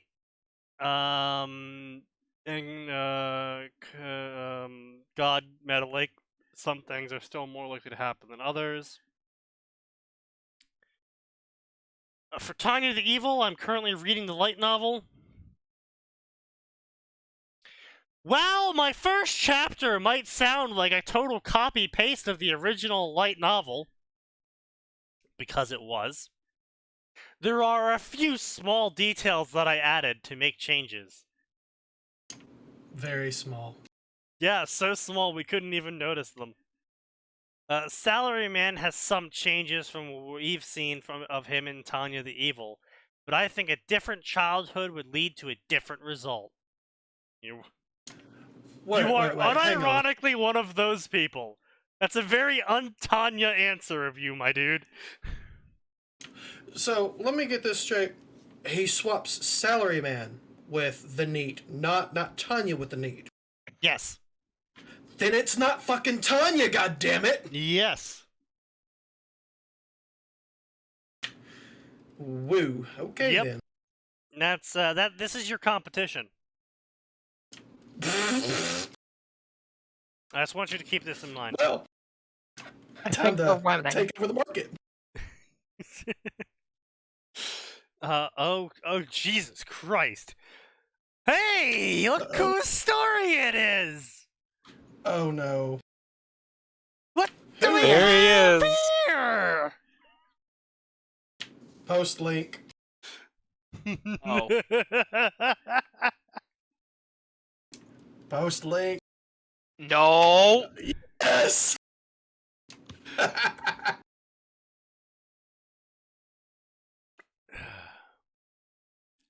So what's the AF stand for? After Founder? Yes. Fair enough. My brain immediately saw that and went as fuck, and I was like, fair enough, brain. I would also like to establish that the current year is 666 as fuck. Okay, so what you have to understand is that there is no actual marked We know. year system for this. We know. For the Gray writes his own Familiar of Zero story. Familiar Um, Zero so- Lob Corp. Yeah. Yeah, I just based it on the era of the founder and went with the Jesus Christ method. That's always a good method to use. Also, Gray has a DeviantArt account. We Nice. already know this He's came shilling up for you. more times. There's nothing in there. Except 2 watches. Yeah, because they do good art. That's it. Yeah. Let's see, where is it? Oh, did you not post this to fanfic? No, Oh, it's okay. only on SB. What's that called again? That's Zero Sum Game. right, Zero Sum Game. Use your cross post to get more views. The Familiar of Zero section's so fucking dead, my dude. Especially when your other crossover is Lob Corp. Yeah. That makes it even As nicher. what? Lobotomy Lobotomy Corp. Corporation. I've never heard of this. Ever heard of It's a SCP? super edgy game. It is a game, and that is the best way to describe it. Yeah, here's Gray's story. And I helped him come up with this summary, and I felt pretty proud about it. In game theory, a zero-sum game is a mathematical representation of a situation in which each gain or loss is exactly balanced by the losses and gains of others. When one gains the power to burn armies and rend worlds, what is lost? Fair enough. Yeah, exactly. And so yeah, it's a lobotomy corp. So lobotomy corp is, imagine a 2D sort of did you play XCOM ever? No, but I'm aware of its existence. Do you know of the whole base building section of XCOM in the new games? Yeah. Yeah, basically imagine that, but it's SCP. Really? Yeah, it's 2D base building with SCPs. Okay, that actually sounds kind of interesting. And so yeah, that's the crossover, is that an SCP breakout occurs, and they end up in Luis's head. Oh God. And she More takes, like the soul, but yes. she takes this extremely well. She only goes on 1 massacre so far. Only one. It was against goblins, so it was justified. Okay.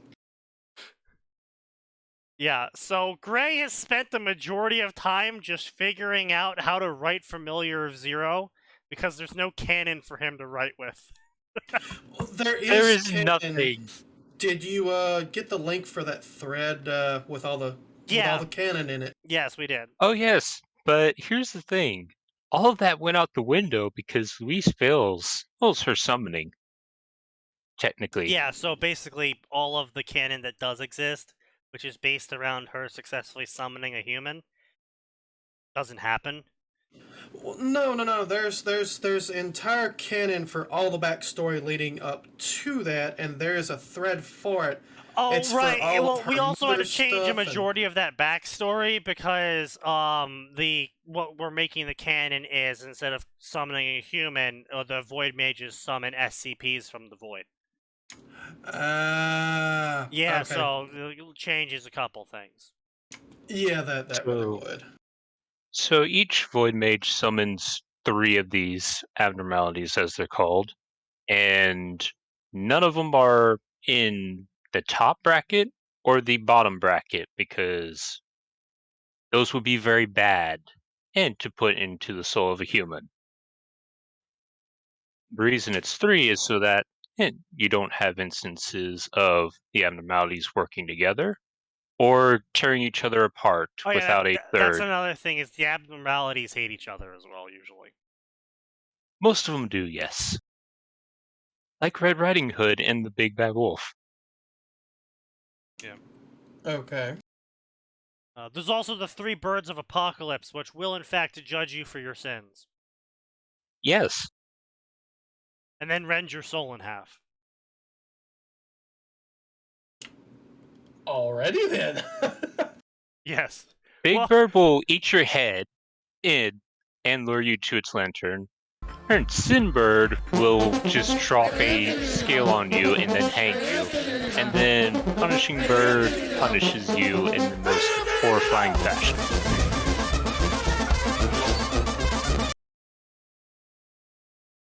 Yeah. It's a thing.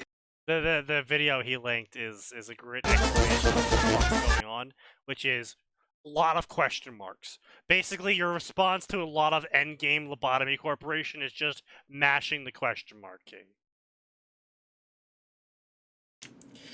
Yeah, no, that does not sound like my kind of game.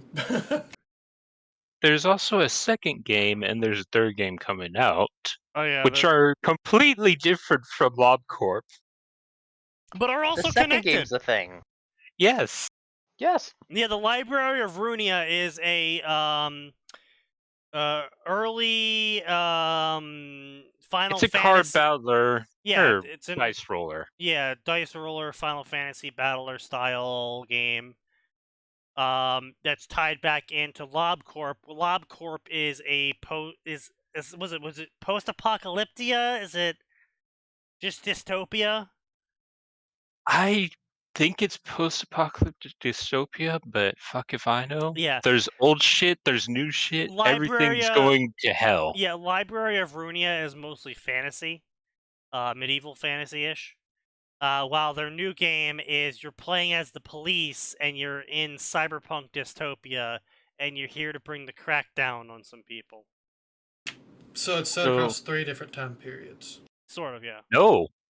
Sort of. These No. are all sequels into one another by maybe a year or two after Yeah. one another. It's The really only one we weird. don't- Time is a suggestion in the LobCorp series.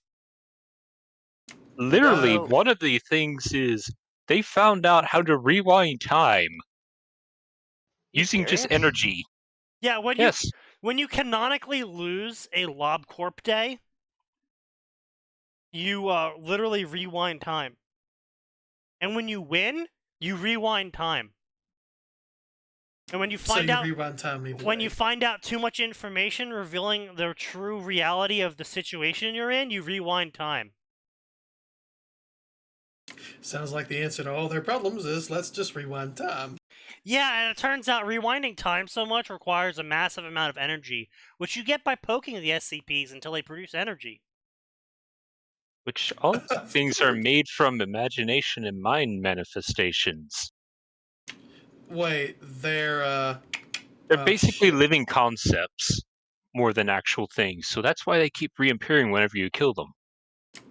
And you kill them a lot. Personas. No. What is it called? Dang it.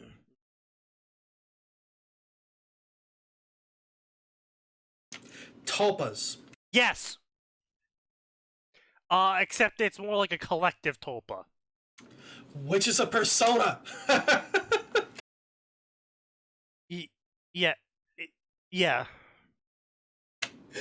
I'm sorry, but it is. It's an SMT demon. Yes.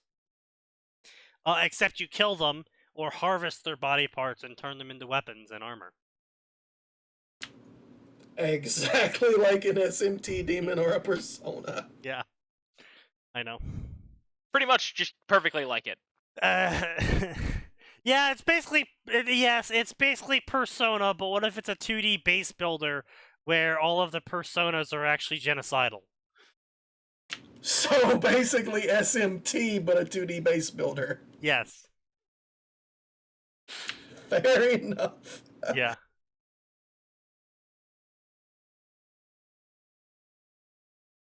Oh yeah, W Corp. We don't talk about W Corp.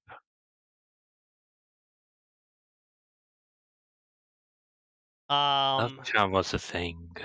But yeah, Tanya the Evil gets summoned by Princess Henrietta and she starts the secret police. Well, A special brand of the secret police. there you go. It's alright. So, SS shoot Stuffle, also Secret Service. It's left intentionally vague. Yeah, like I said, a special brand of secret police.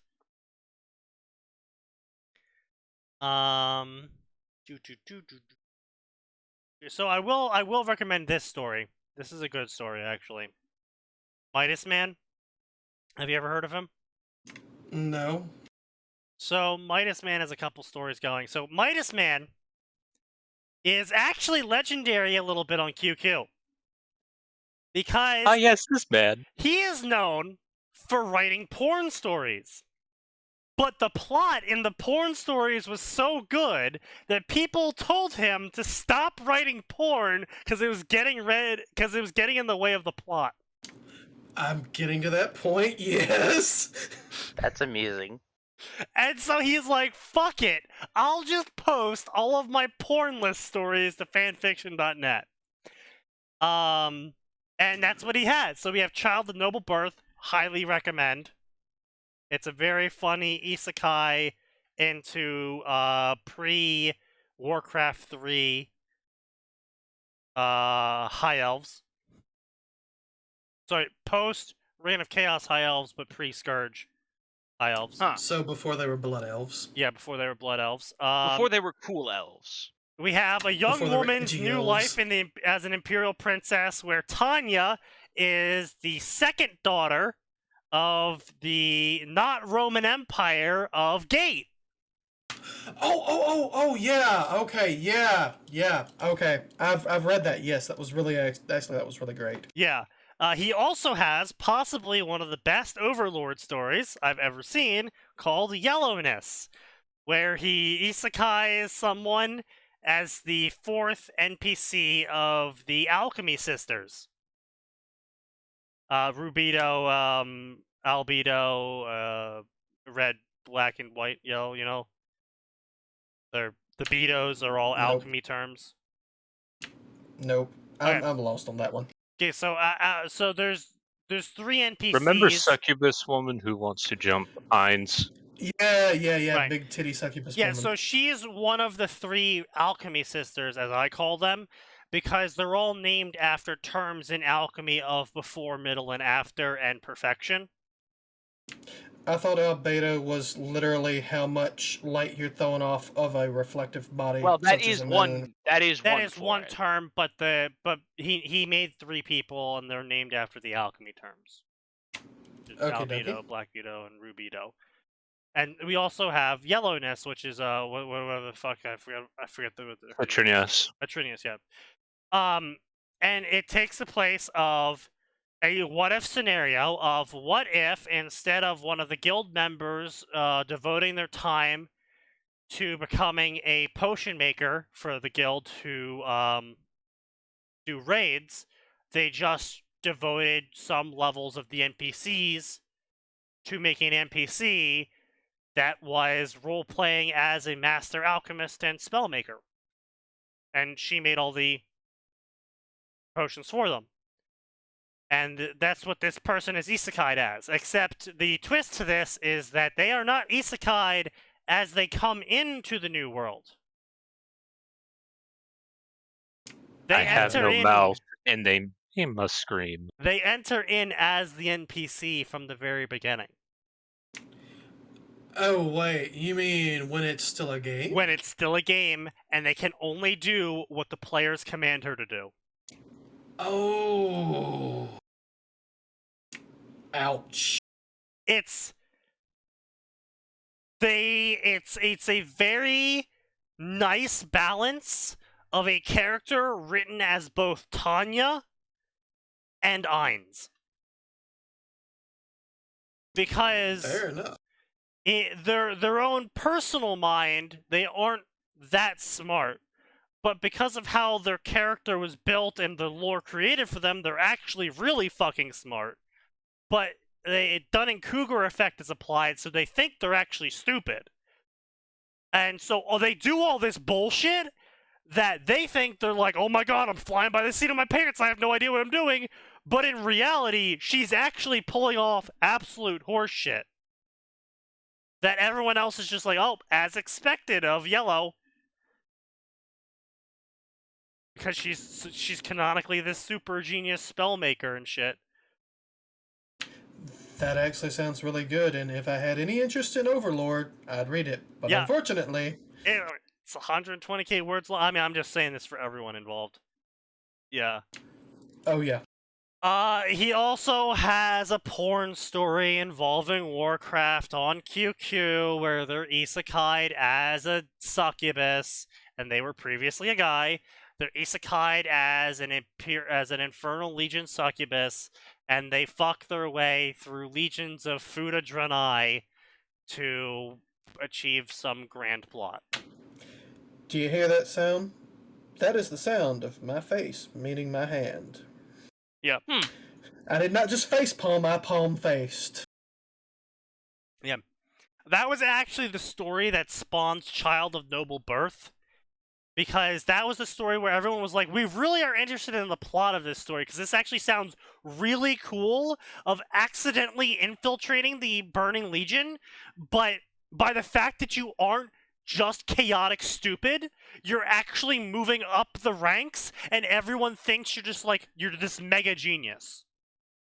Because the Burning Legion is written as chaotic retarded and evil retarded, and the good guys are all written as good dumb, as lawful dumb. That's what it was. Yeah, lawful dumb. And it's all written in pure trope, where by just saying like, "Oh, I'm a demon, but I repent," and the good guys are like, that's a pretty good point. You might be good now. Oh, okay. Yeah, it's actually if you're not interested in the porn parts, you just skip over them. It's actually a pretty funny story, and that was the story where everyone was like, "Hey, can you just write more plot and less porn?" And so he's like, "Fine, fuck it," and he wrote Child of Noble Birth, which is no porn and just plot, and everyone's like, "Yeah, thank you. That's what we were looking for." Jesus. What was the Burning Legion story? Hold on, let me pull it up. Here we go.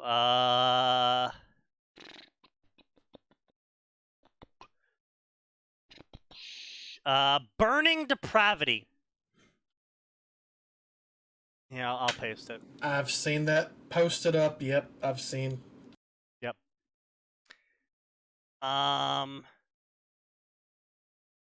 Now they do have two other stories, but I didn't read them because of how low their chapter count is, and when the last time they updated them was, which is a decent time ago, and only one chapter. But it's an isekai taking place in Index, but the isekai E is a demon core of a dungeon. In Index. In Index. I'm sorry, what? How does this work? Yeah. I don't know. I didn't read it. Fuck. Considering it only has one chapter, I don't think it worked. Yeah, it's one chapter posted in March 4th. I'm not going to spend time reading it and getting my hopes up. The world shall never know. Indeed, indeed. Oh boy, the rising heroine of Tanya. What the fuck is that profile picture? Oh god, that is a special picture just for this story. What the fuck is this? Link, give me a link so I can look at it. What is that? What the What fuck? the hell? Is that like Tanya as Hawks or something? What The hell? the fuck? Is she supposed to be some kind of weird ass I- Hawk Girl knockoff?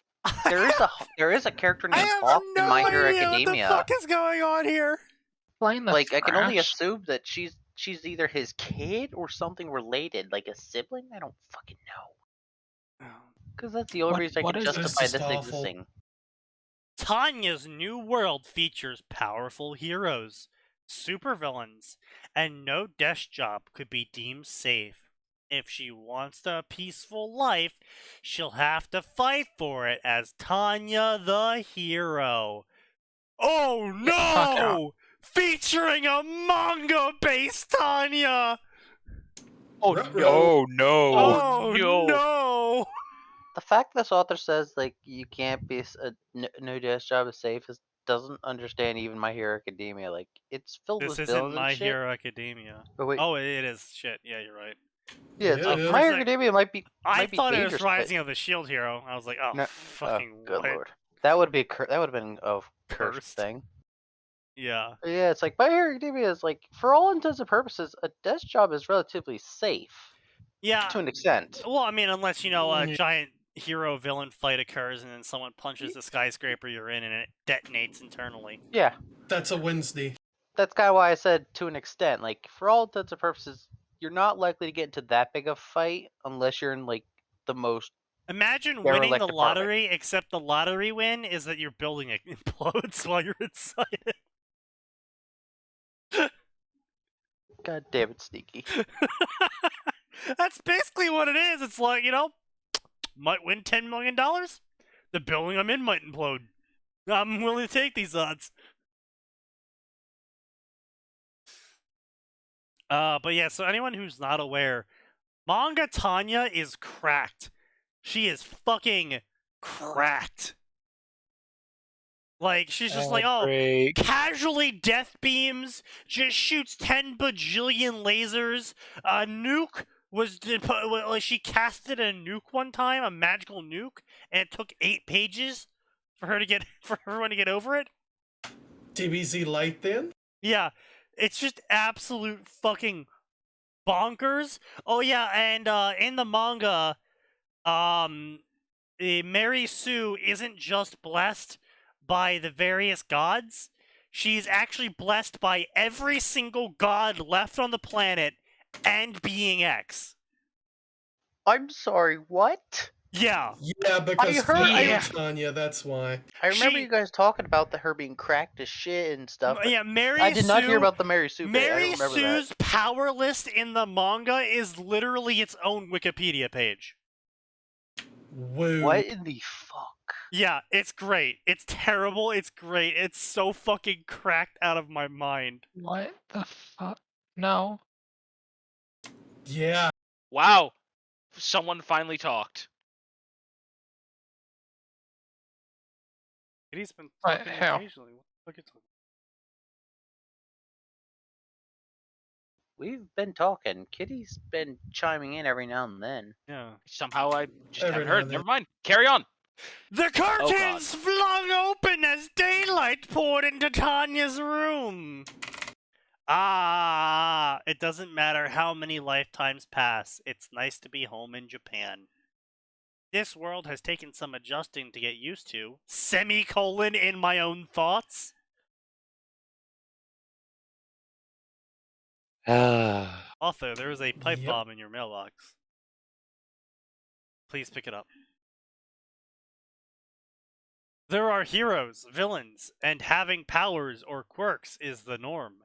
In my first life, this would have been fantastical, but then again, so would reincarnation. Being X has seen to it that my second reincarnation start remained fairly similar. You know, I'm starting to think the fandom believes that Being X has a complex. Being X does have a complex. A lolly complex? A Tanya complex. That's, I mean, yes, but I'm talking more about the fact that everyone's like, yeah, but she gets reincarnated back as a lolly again. It's because of the whole, well, you were a man and women are smaller and less powerful and blah, blah, So blah. I'm gonna make you the bullshit. smallest, weakest woman possible. Bingo. Except then Tanya got magic and became a badass. Well, she was And supposed that was to the get story. magic. Yeah. Well, in the anime, she was supposed to get magic. I don't think it was that way in. I know Being X in the books was way more hands off. Oh yeah, absolutely. Way more hands off. But yeah, in the anime, literally everything got retconned to be everything is being X's fault. Like Tanya having magic being X's fault. The maid showing up to the orphanage being X's fault. Tanya being moved to a new position being X's fault. Tanya being promoted being X's fault. Like literally everything is Yeah. just blamed on being X. And it's like okay. Yeah, the entire anime is just he is the man behind the curtain. And he's not even behind the curtain at this point.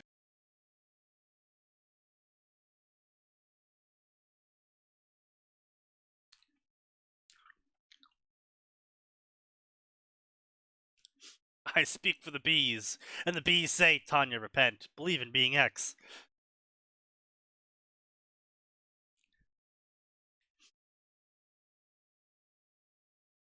However, this time around, I decided to go slower. There was no need to rush out of the orphanage and off to the military again.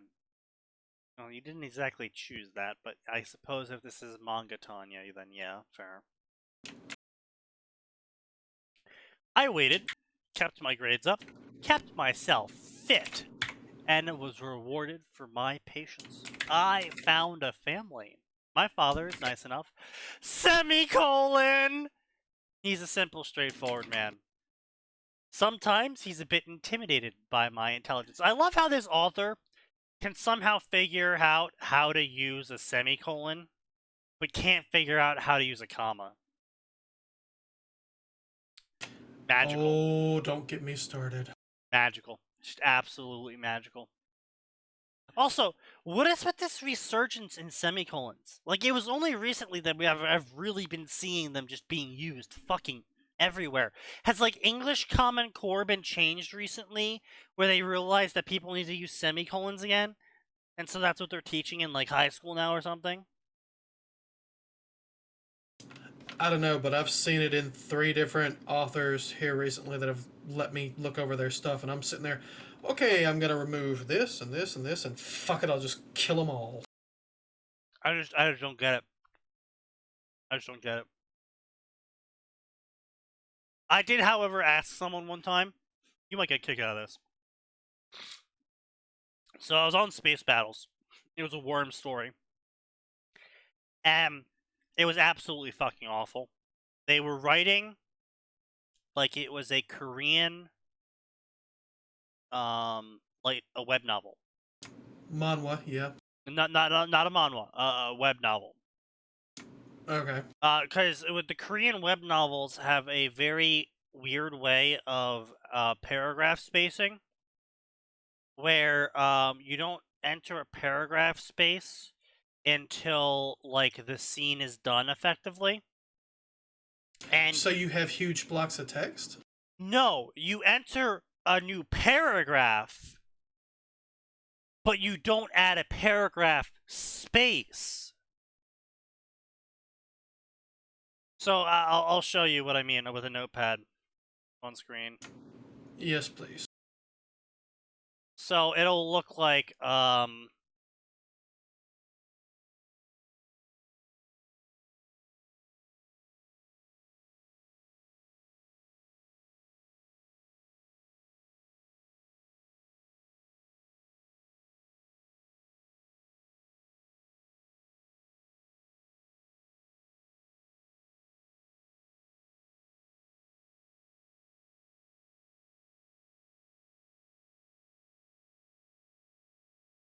it'll look like that. Where like Did you post it to Twitch? yeah, it's on Twitch, yeah. Where they'll only enter a new paragraph space between those paragraphs once they've moved on from the topic or subject. So, like, there'll be multiple paragraphs with no space between them that are all about, like, the same thing in the immediate. But once they've moved on from the immediate, then they'll enter new spacing. It's a very distinctive style. Yeah, that sounds weird. And I think it's because of how Korean's written or something that it gets formatted like that when translated to English. But so someone was writing a worm story, which is obviously not a Korean translation. Someone was writing a worm story like this. And I made a comment of like, why the fuck is your story, which by the way is boring as shit and has no idea what it's doing? Because the plot was like the main character gets literal god powers of like anything they want happens. So like they're tired, so the comfiest bed in the world appears in front of them. Or, the sun is in their eyes, so the sun turns off. Ultimate reality warper. Effectively, yeah. And so I asked this person, I was like, what the actual fuck? Where did you fucking learn to write? What books have you written? What books have you ever read? And they're like, oh, well, I don't read books. I've read a couple of translated to English Korean web novels, though. That explains it. And I'm just like, that explains so much. And so I go, fine. Look, I'll post your story again in this thread with all of the corrections of how you should be writing English in it. And so I do it. And they go, oh. Oh, is that what it's supposed to look like? Oh.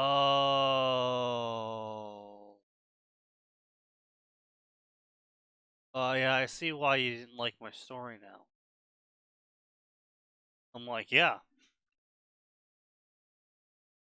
Your spag is fucking awful. It's like, do you mind if I, like, copy and paste your chapter into my chapter as a replacement? I'm like, go for it, man. I don't fucking care. I'm never gonna read your story again. I don't give a shit. And then he wrote 2 more chapters after that, and the story died because he realized that he both A, didn't know how to write, and also he had nowhere to go with the plot. Sounds about right. Yep. God. Yep. Yep.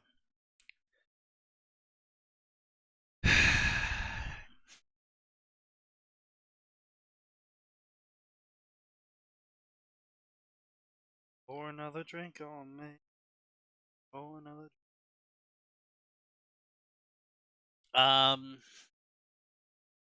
Blah blah blah blah blah blah blah blah. Sometimes he's a bit intimidated. That's the wrong form of he's. Intimidated by my intelligence. But I don't think anyone's prepared for a child with 2 lifetimes of experience. That's not a very Tanya thought. With a guardian figure, a roof over my head, and food on my plate, this life is already turning out better than the last one. Getting dressed in the morning was always a hassle for Tanya ever since her quirk came in. She was 3 years old when her mutation began. At first, it was simple back pains. One that got worse with every passing day, and then wings erupted from her back. The growing pains, the discomfort, the difficulty of obtaining functional clothing. That's patently false. There is literally entire industries for quirk-based clothing. Yep. All of these things added to her long list. Speaking of which, do you follow My Hero Academia all that much? I've seen a couple of seasons, and I am writing something for it. Yeah, why? Did you see the absolute fucking character death bait that they did with the chapter? With Bakugo getting God. with Bakugo turning into getting his heart pumped by Edgeshot, and Many people kill themselves. yeah. I've seen the panel where he's like half a crispy critter, and then he's been like, I don't know, repaired or some shit. But that is so far beyond where I am. I don't even know what the hell I'm looking at.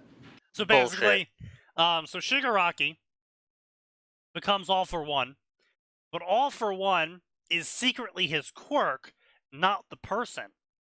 And so when he gives his quirk to Shigaraki, he's starting to take over Shigaraki's mind, because quirks have personalities, unless it's plot inconvenient for them to have them. And by the way, all of this is based in biology. Yeah. I know, right?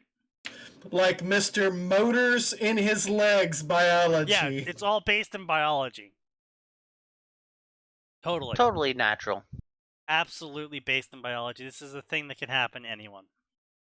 So anyway, Shigaraki, eats a pill made out of the Aries or whatever, Aries horn or some shit. And so he de-ages to his prime or something. And he gains, guy levels of power when he unlocks all 8 gates. And he proceeds to blow up Bakugo's heart.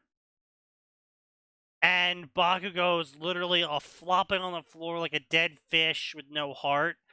And Edge Shot, the guy that can turn into thread, is like, I will become his new heart, and I will stitch his heart back together, and I will pump the blood for him. And now he will have the heart of a hero. That sounds corny as shit. Yeah. It's stupid. It's really fucking dumb. Well, at least he doesn't have one for all yet. Oh, wait, does he? No, that's a Shigaraki as well. That's what I meant to say, not all for one. No. One for all is All Might's power, and Bakugo got that in the movies. Okay, because I'd heard he was supposed to get it in, canon and keep it for a while before giving it back to Deku. That would be a disaster of unmitigated I don't know. proportion. No. That didn't happen technically in canon. That happened in the movies. That's what happened in the movies, is that Deku took it out of commission, and so he's like, Bakugo, my real power is the fact that I can give other people my power, and here, take my power.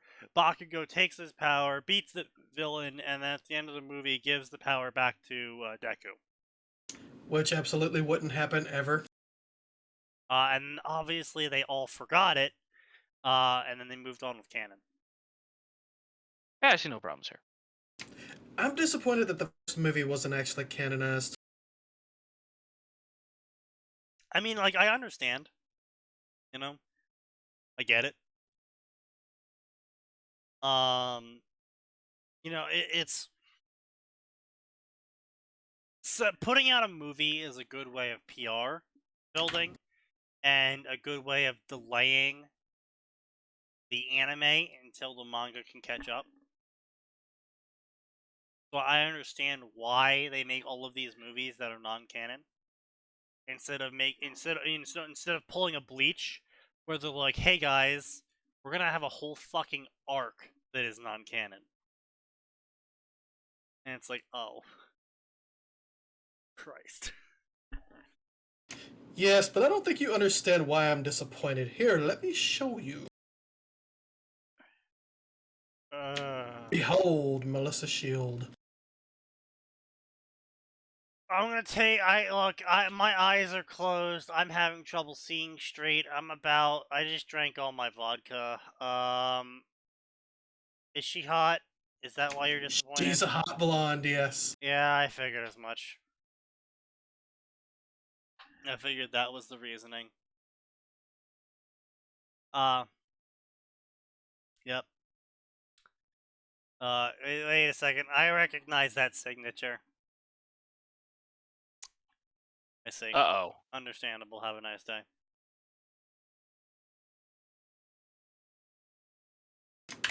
I definitely cannot put that on Twitch. It's safe for work. Yeah, but you see, I don't have boobs, and I'm not jiggling them for a web camera, so I am not allowed to get away with as much as some people can. Yeah, that is fair. Yeah. Yeah, I can put that up there, yeah. There you go. The extreme safe for work version. Yes.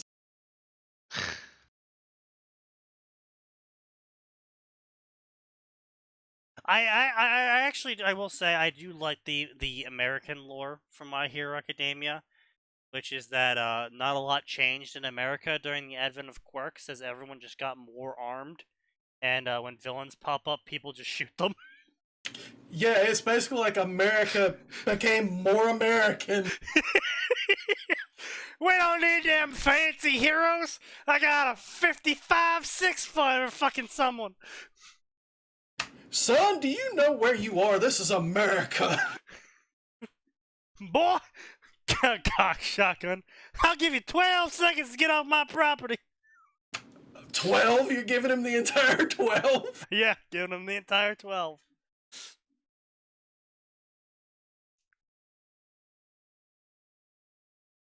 It's because he noticed the person intruding on his property had a turtle quirk.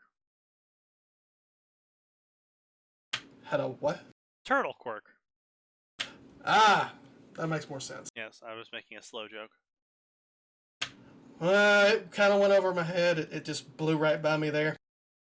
Most things do. I mean, you are, Tanya profile picture. Someone thinks he's funny. Of course I'm funny. I'm fucking hilarious. At least someone thinks so. Yeah, you should always kind of, have some faith in yourself. Yes, well, unfortunately, Atin will say I have far too much faith in myself as he plays Dota 2 with me regularly. Yes, and you do.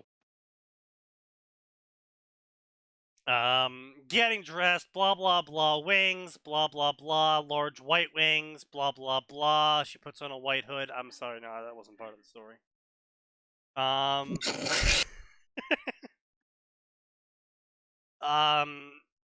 Low cut backs, blah blah blah, ill-fitting high school uniform.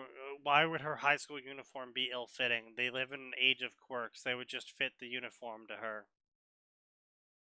Even without an age of quirks, you can just get it custom cut. Yeah. Grabs an egg, a plate, and toast. Wait, grabbed a plate of eggs and toast. Okay, yeah. He was short, sturdy man, bushy eyebrows, strong facial shape. If he grew a beard, he would be a dwarf.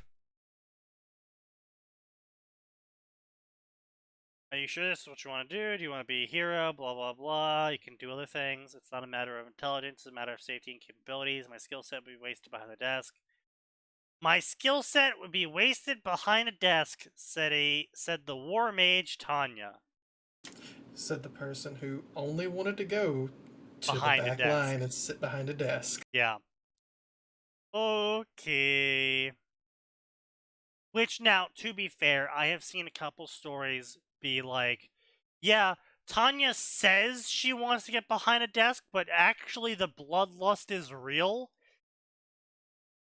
I'm like, alright. Yeah, that's kind of what I'm doing with mine. Yeah, and I'm like, okay, you know what? That's fair enough. That's fair enough. You know, she says she wants to be behind a desk, but just happens to need to defeat, XYZ enemy first. Well, it's like, give her the desk job. Let her do it for a while, then realize she's bored. At which point, you get a free genocide on your hands. Exactly. It's never a war crime the first time. Yeah, my D&D campaign's living up to that one. What do you do here? Do we know people are coming? Yes. I carve out holes in the walls and proceed to place 100,000 ball bearings with 50 pounds of gunpowder behind them. Uh-oh. We commit many war crimes on a daily basis in that campaign. Technically, these are all tools. They do not fall under your no weapons rule. That is correct. All of the things you just listed are tools. And here you are, committing war crimes. I love how Faceless got mad at us. I think either that session or the session after, where we were doing the No, math to it was level the that mountain. session. No, yeah, it was that session. Yeah, we were Yeah. trying to level the place because there was Yeah. a undead lich in there, and we Yeah, weren't so gonna fight Faceless. it. So our DM straight up puts us up against a undead 10,000-year-old super lich mind flayer. So he's like level 50. And the plot behind this is that this lich was so powerful, the height of empires of decades beyond. So basically, the plot of this world is that actually it started out as a sci-fi world because it was colonized by a sci-fi nation that, spacefaring. And then over time, shit just got whack on the planet, and they lost more and more tech over time. And so each peak empire of every era had less tech than the previous empire. Sounds legit. And so the empire of 10,000 years ago was only able to contain this lich, not even kill him, only able to contain him. And we needed the power core to the facility keeping this lich contained. So we could get a giant mech going. And so we take out the power core, realize the lich has actually been freed, and none of us want to go and fight the lich because it's a mind-flaying elder lich, and we're all fucking level 6, and we're like, we don't want to fight this. So we sit there and we autism out how much gunpowder is needed to level a mountain and how much gunpowder we feasibly have on our giant mecha. Did you have enough? Our DM fiated that we had enough because he got angry at the fact that we sat there and did a shit ton of math to see how much gunpowder would be needed to level a mountain to make it collapse on the Elder Lich. We were a Screw your craftsman collide party. math. We were a craftsman party, and we were gonna go full in on this. We were Yeah, not gonna we're all half-ass it. crafting. Like, we went all in on crafting on our party, and he knew this, and he made the whole campaign around it, which is why we found a mecha in the first place. Fair enough. So And when we decide to actually do it, he gets mad. He got Yeah. mad because we were taking so damn long. we took like a whole hour and a half just sitting there looking at the stats for D&D 5e gunpowder and seeing how much that would equivalent into mountain destroying and how many pounds we would need of gunpowder.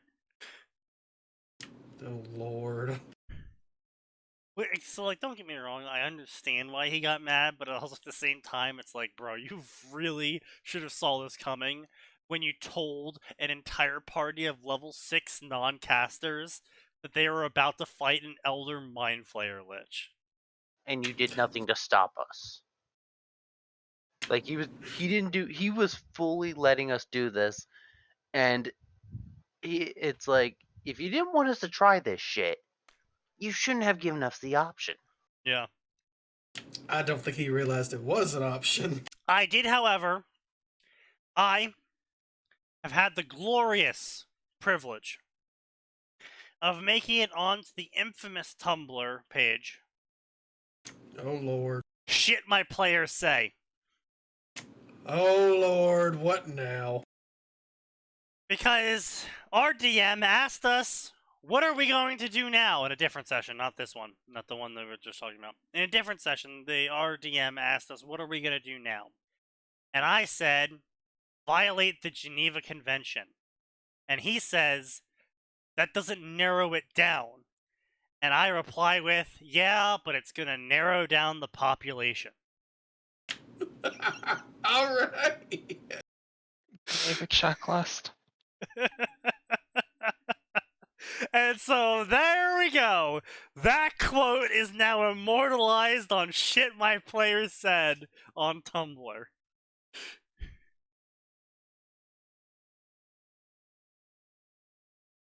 Gonna narrow down the population.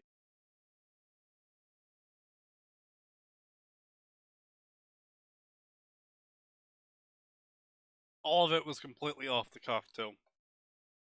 Unplanned. I just said the first thing that came to mind. Those are always the best. No filter. First thing that pops into my head. Let's go.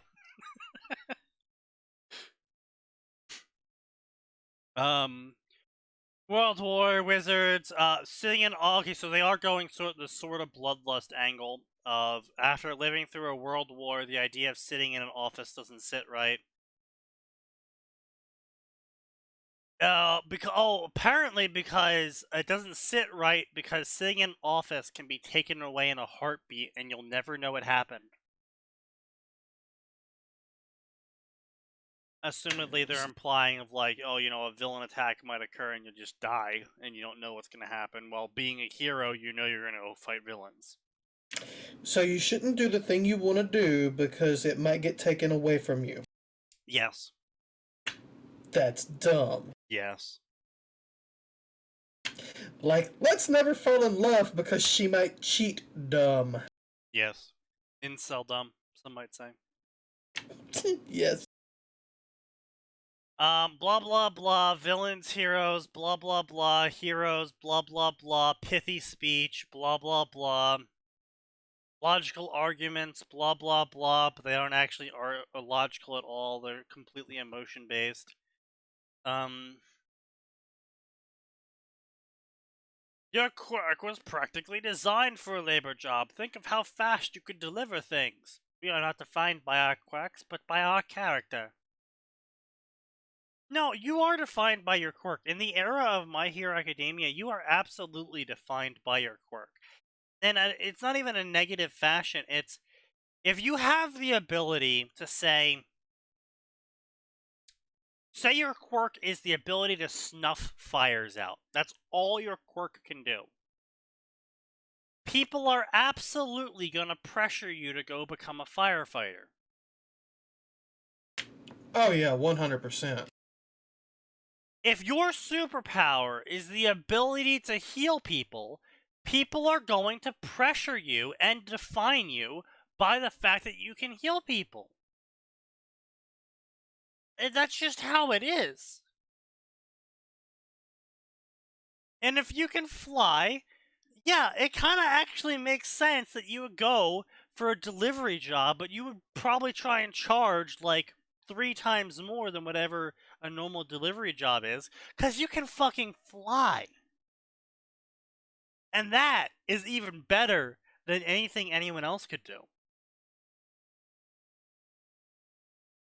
Besides maybe teleport, but anyone that teleports would probably end up being snapped up by the government or a black site.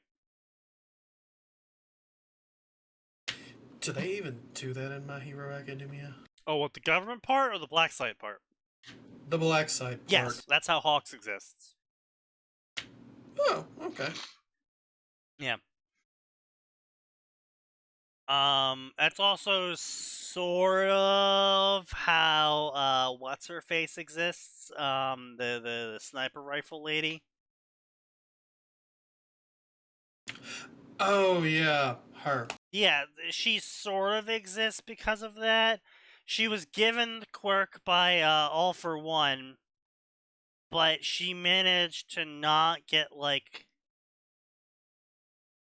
jail time because she worked as an assassin for the Hero Commission.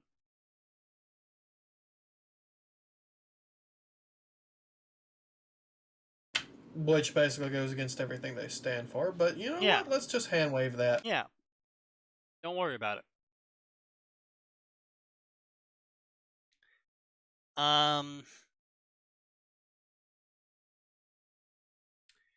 We are not defined by our quirks, by our characters. I could have gone into wrestling. No, you couldn't have.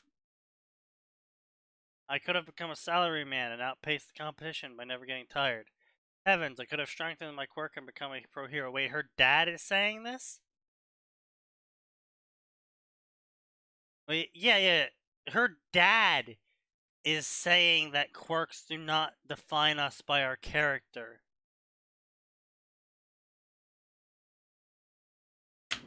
Think you got that backwards. A little bit of alcohol there. No. No, because it goes, if you're concerned about safety, why would you become a hero? You'd be up against dangerous villains. He pointed his fork at her, blackened egg holding strong. At least on site on a work, on site as in a desk job, the worst we had was a skirmish. It took a bite and finished his food. None of us got hurt, nothing severe anyway. As a hero, Tanya responds, I would have the ability to guarantee my own safety and take protection into my own hands.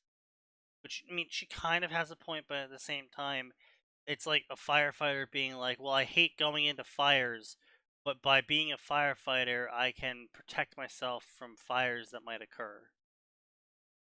Yeah, their laws are super fucked about quirk usage for people who aren't licensed heroes.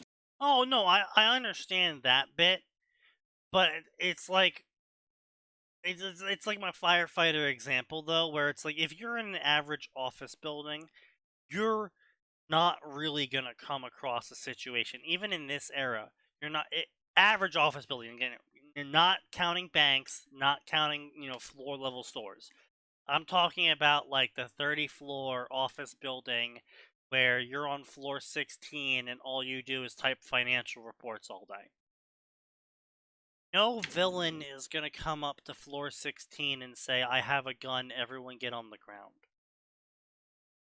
Yeah, no.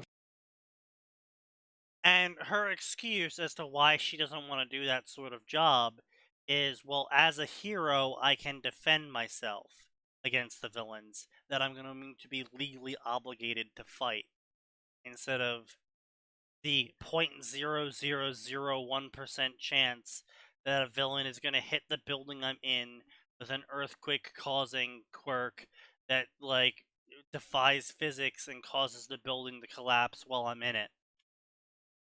I'd rather go in and endanger my life every single day so I can defend myself on my own terms. It's really convoluted logic and not befitting of Tanya.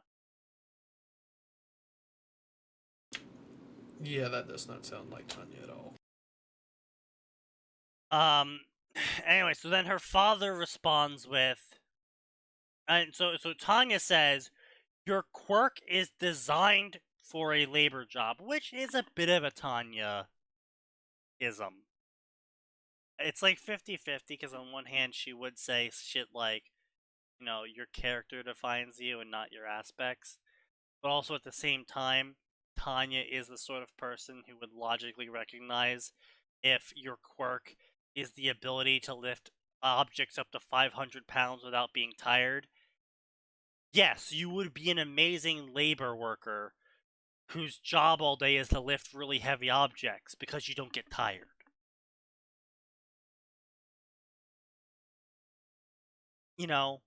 Right?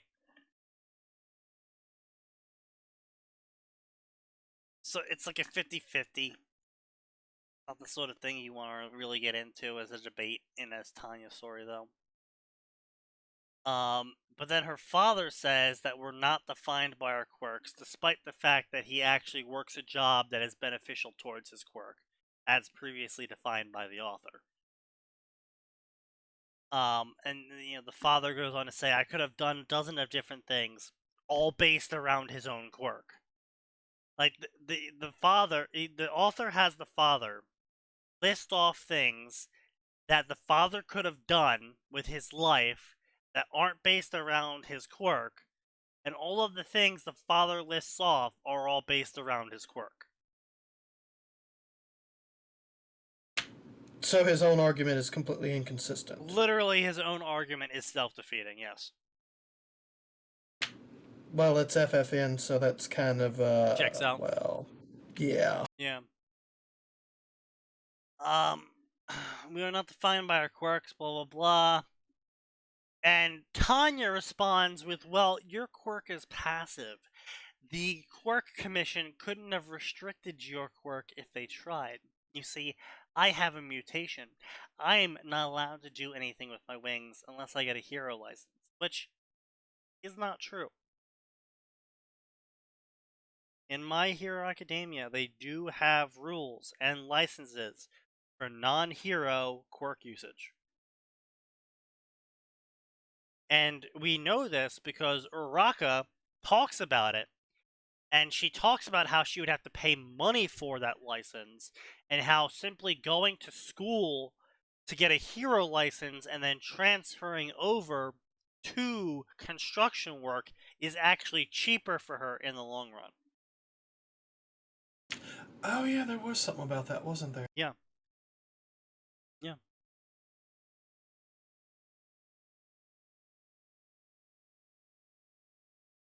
She spreads out her wings, blah, blah, blah. Aren't you selling yourself short, Tanya? You've been helping me with taxes since middle school. There isn't a job in the world that's too complicated for you. You don't need to use your wings. And she says, I want to fly. And the only way to fly is using the hero courses. And that was the truth, because the world restricted quirk usage. No, the world did not restrict quirk usage. Japan restricted quirk usage. In fact, if you moved to America, there would be no quirk problems. Yeah, but they can't exactly just suggest that. Otherwise, the story wouldn't happen. Right, I know. But I'm just saying that the author's justification for Tanya's justification is incredibly shallow and thin, because no, she doesn't need to be a hero to use her quirk. There's dozens of ways for her to get around that sticking point. And if Tanya could get out of being a frontline combatant by just doing a few extra steps of bureaucracy, which she kind of loves, It would be exactly within her character to do exactly she would exactly do that. In fact, she would probably go the extra mile of going through all of the paperwork so perfectly that whenever someone stops her, the running gag would be that they never can nail her for anything because all of her paperwork is done so well. She carries her paperwork with her. That sounds like a fucking worm story, right? Not at all. That's like the opposite of a worm story. Taylor never had any paperwork. She just punched everyone until they submitted. No, not worm itself. Another fanfic. Oh, okay. I don't know what you're talking about then. Too many. I can't remember the title. I can't remember anything right now because I am inebriated. Maybe you should sober up. Ha! Yeah, that basically will happen when I stop drinking the last of my vodka. Just go ahead and push the rest of that in the tank, won't you? Give him about 10 minutes after he stops. He'll be back normal. Really, the only Yeah, reason I've seen why that effect. it is, it sounds cool and all until you realize the impact it has on your wallet when you want to get drunk, but the only way to get drunk is to drink 1.5 liters of vodka within a single hour, and then you're only drunk for like the next 2 hours. I don't drink, so this is somebody else's problem. I also don't get hangovers, so that's really nice. I appreciate that part of my existence. That does sound nice. It's great. I have literally no idea what a hangover even is. I have drunk so much alcohol that I have blacked out before, and I got up on time for work the next day without even a single side effect. There are people in this world that would kill to be you for that alone.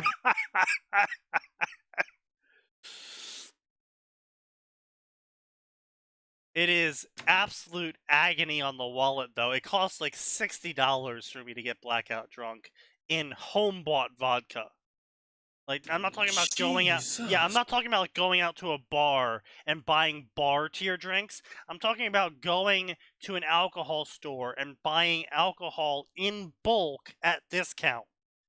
It Gotta takes go me to the liquor store. It takes me literally $60 of 80 proof alcohol.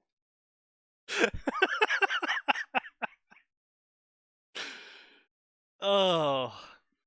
Gotta get your discount member card. I don't like drinking a lot, honestly. Not just because of the money problems, but it's just because it's so hard for me to be genuinely drunk. that it's like almost more effort than it's worth. That sounds like a legitimate superpower. Why is The this still most going? mundane. Fuck you, Max! I've been gone for 45 minutes to take care of all my other nightly shit. What the hell, Sneaky? Good! He's just telling you he completely skipped out on your stream. He was just bored. He didn't care. Yeah, don't worry, I don't pay him anymore anyway. Oh no, I've got shit to do after 9 o'clock. I know. It's not after 9 o'clock. Yeah, it's not after 9 o'clock. It is for the It's important posts. It's 9:49 for me. 9:49. What fucking time How the zone do you live in? How are you living What? 5 minutes ahead of us? I know, right? How did you manage that? My clock's off by a few minutes. No Oh. shit, Sherlock! Yeah. You don't fucking say! Maybe fix that a bit? Too lazy. Yeah, fair enough. I feel that. This generation. To be fair, I do Okay, boomer. I set my car's time about 5 minutes ahead of the actual time, so that way whenever I'm driving somewhere I can feel like I'm late to my appointment, so I can justify speeding 20 miles over the speed limit. I never reset my clock in my truck for daylight savings time. Neither do I, because it's right half the year. Exactly.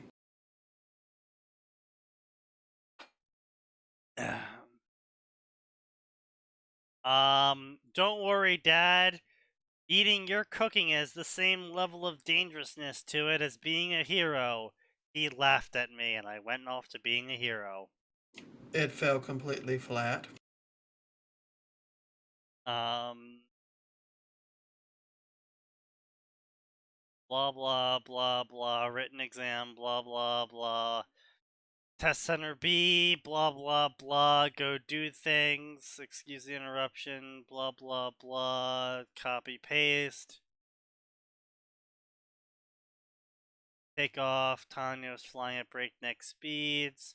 She aimed for altitude. Blah, blah, blah. She spotted all the bots. Blah, blah, blah.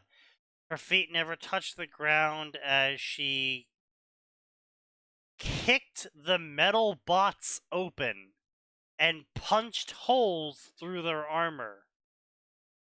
So she has super strength now? And super endurance, too, apparently. Okay. With a reversal flap of her wings, she spun into a bicycle kick, cleaving through the metal bot's head. Physics don't work like that. I mean, I could understand if the author was like, oh yeah, she's secretly using her magic the whole time too. I'd be like, okay, yeah, fair enough, fine. She's not, though, is she? She's not. She's just punching and kicking things.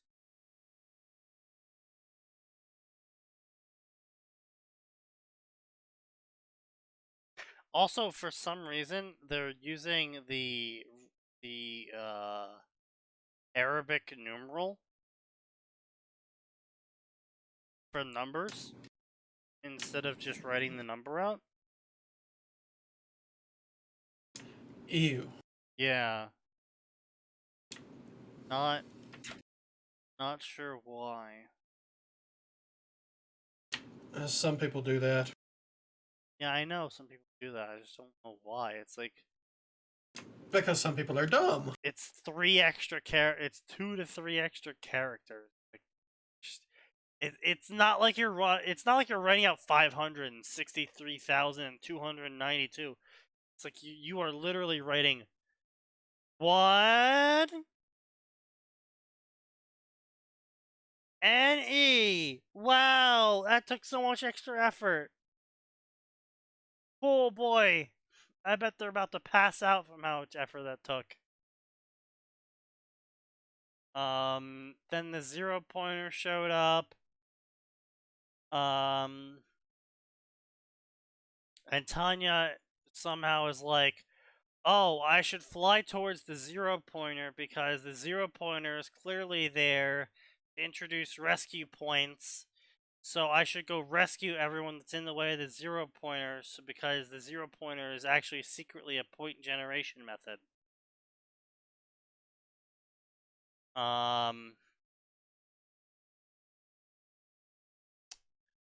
And then she watched Izuku punch its face in.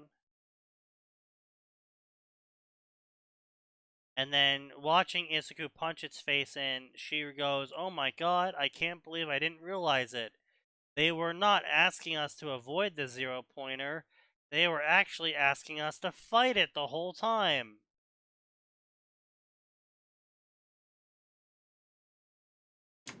So let me just reword canon. Also, that is not a conclusion Tanya would draw at all. No. If she saw Izuku punch the 0-pointer, her thoughts would be more along the lines of, "What are you doing, you fool? They told us we had to avoid them. You should be evacuating people in the way of it instead," or something like that. Mm-hmm. Yep.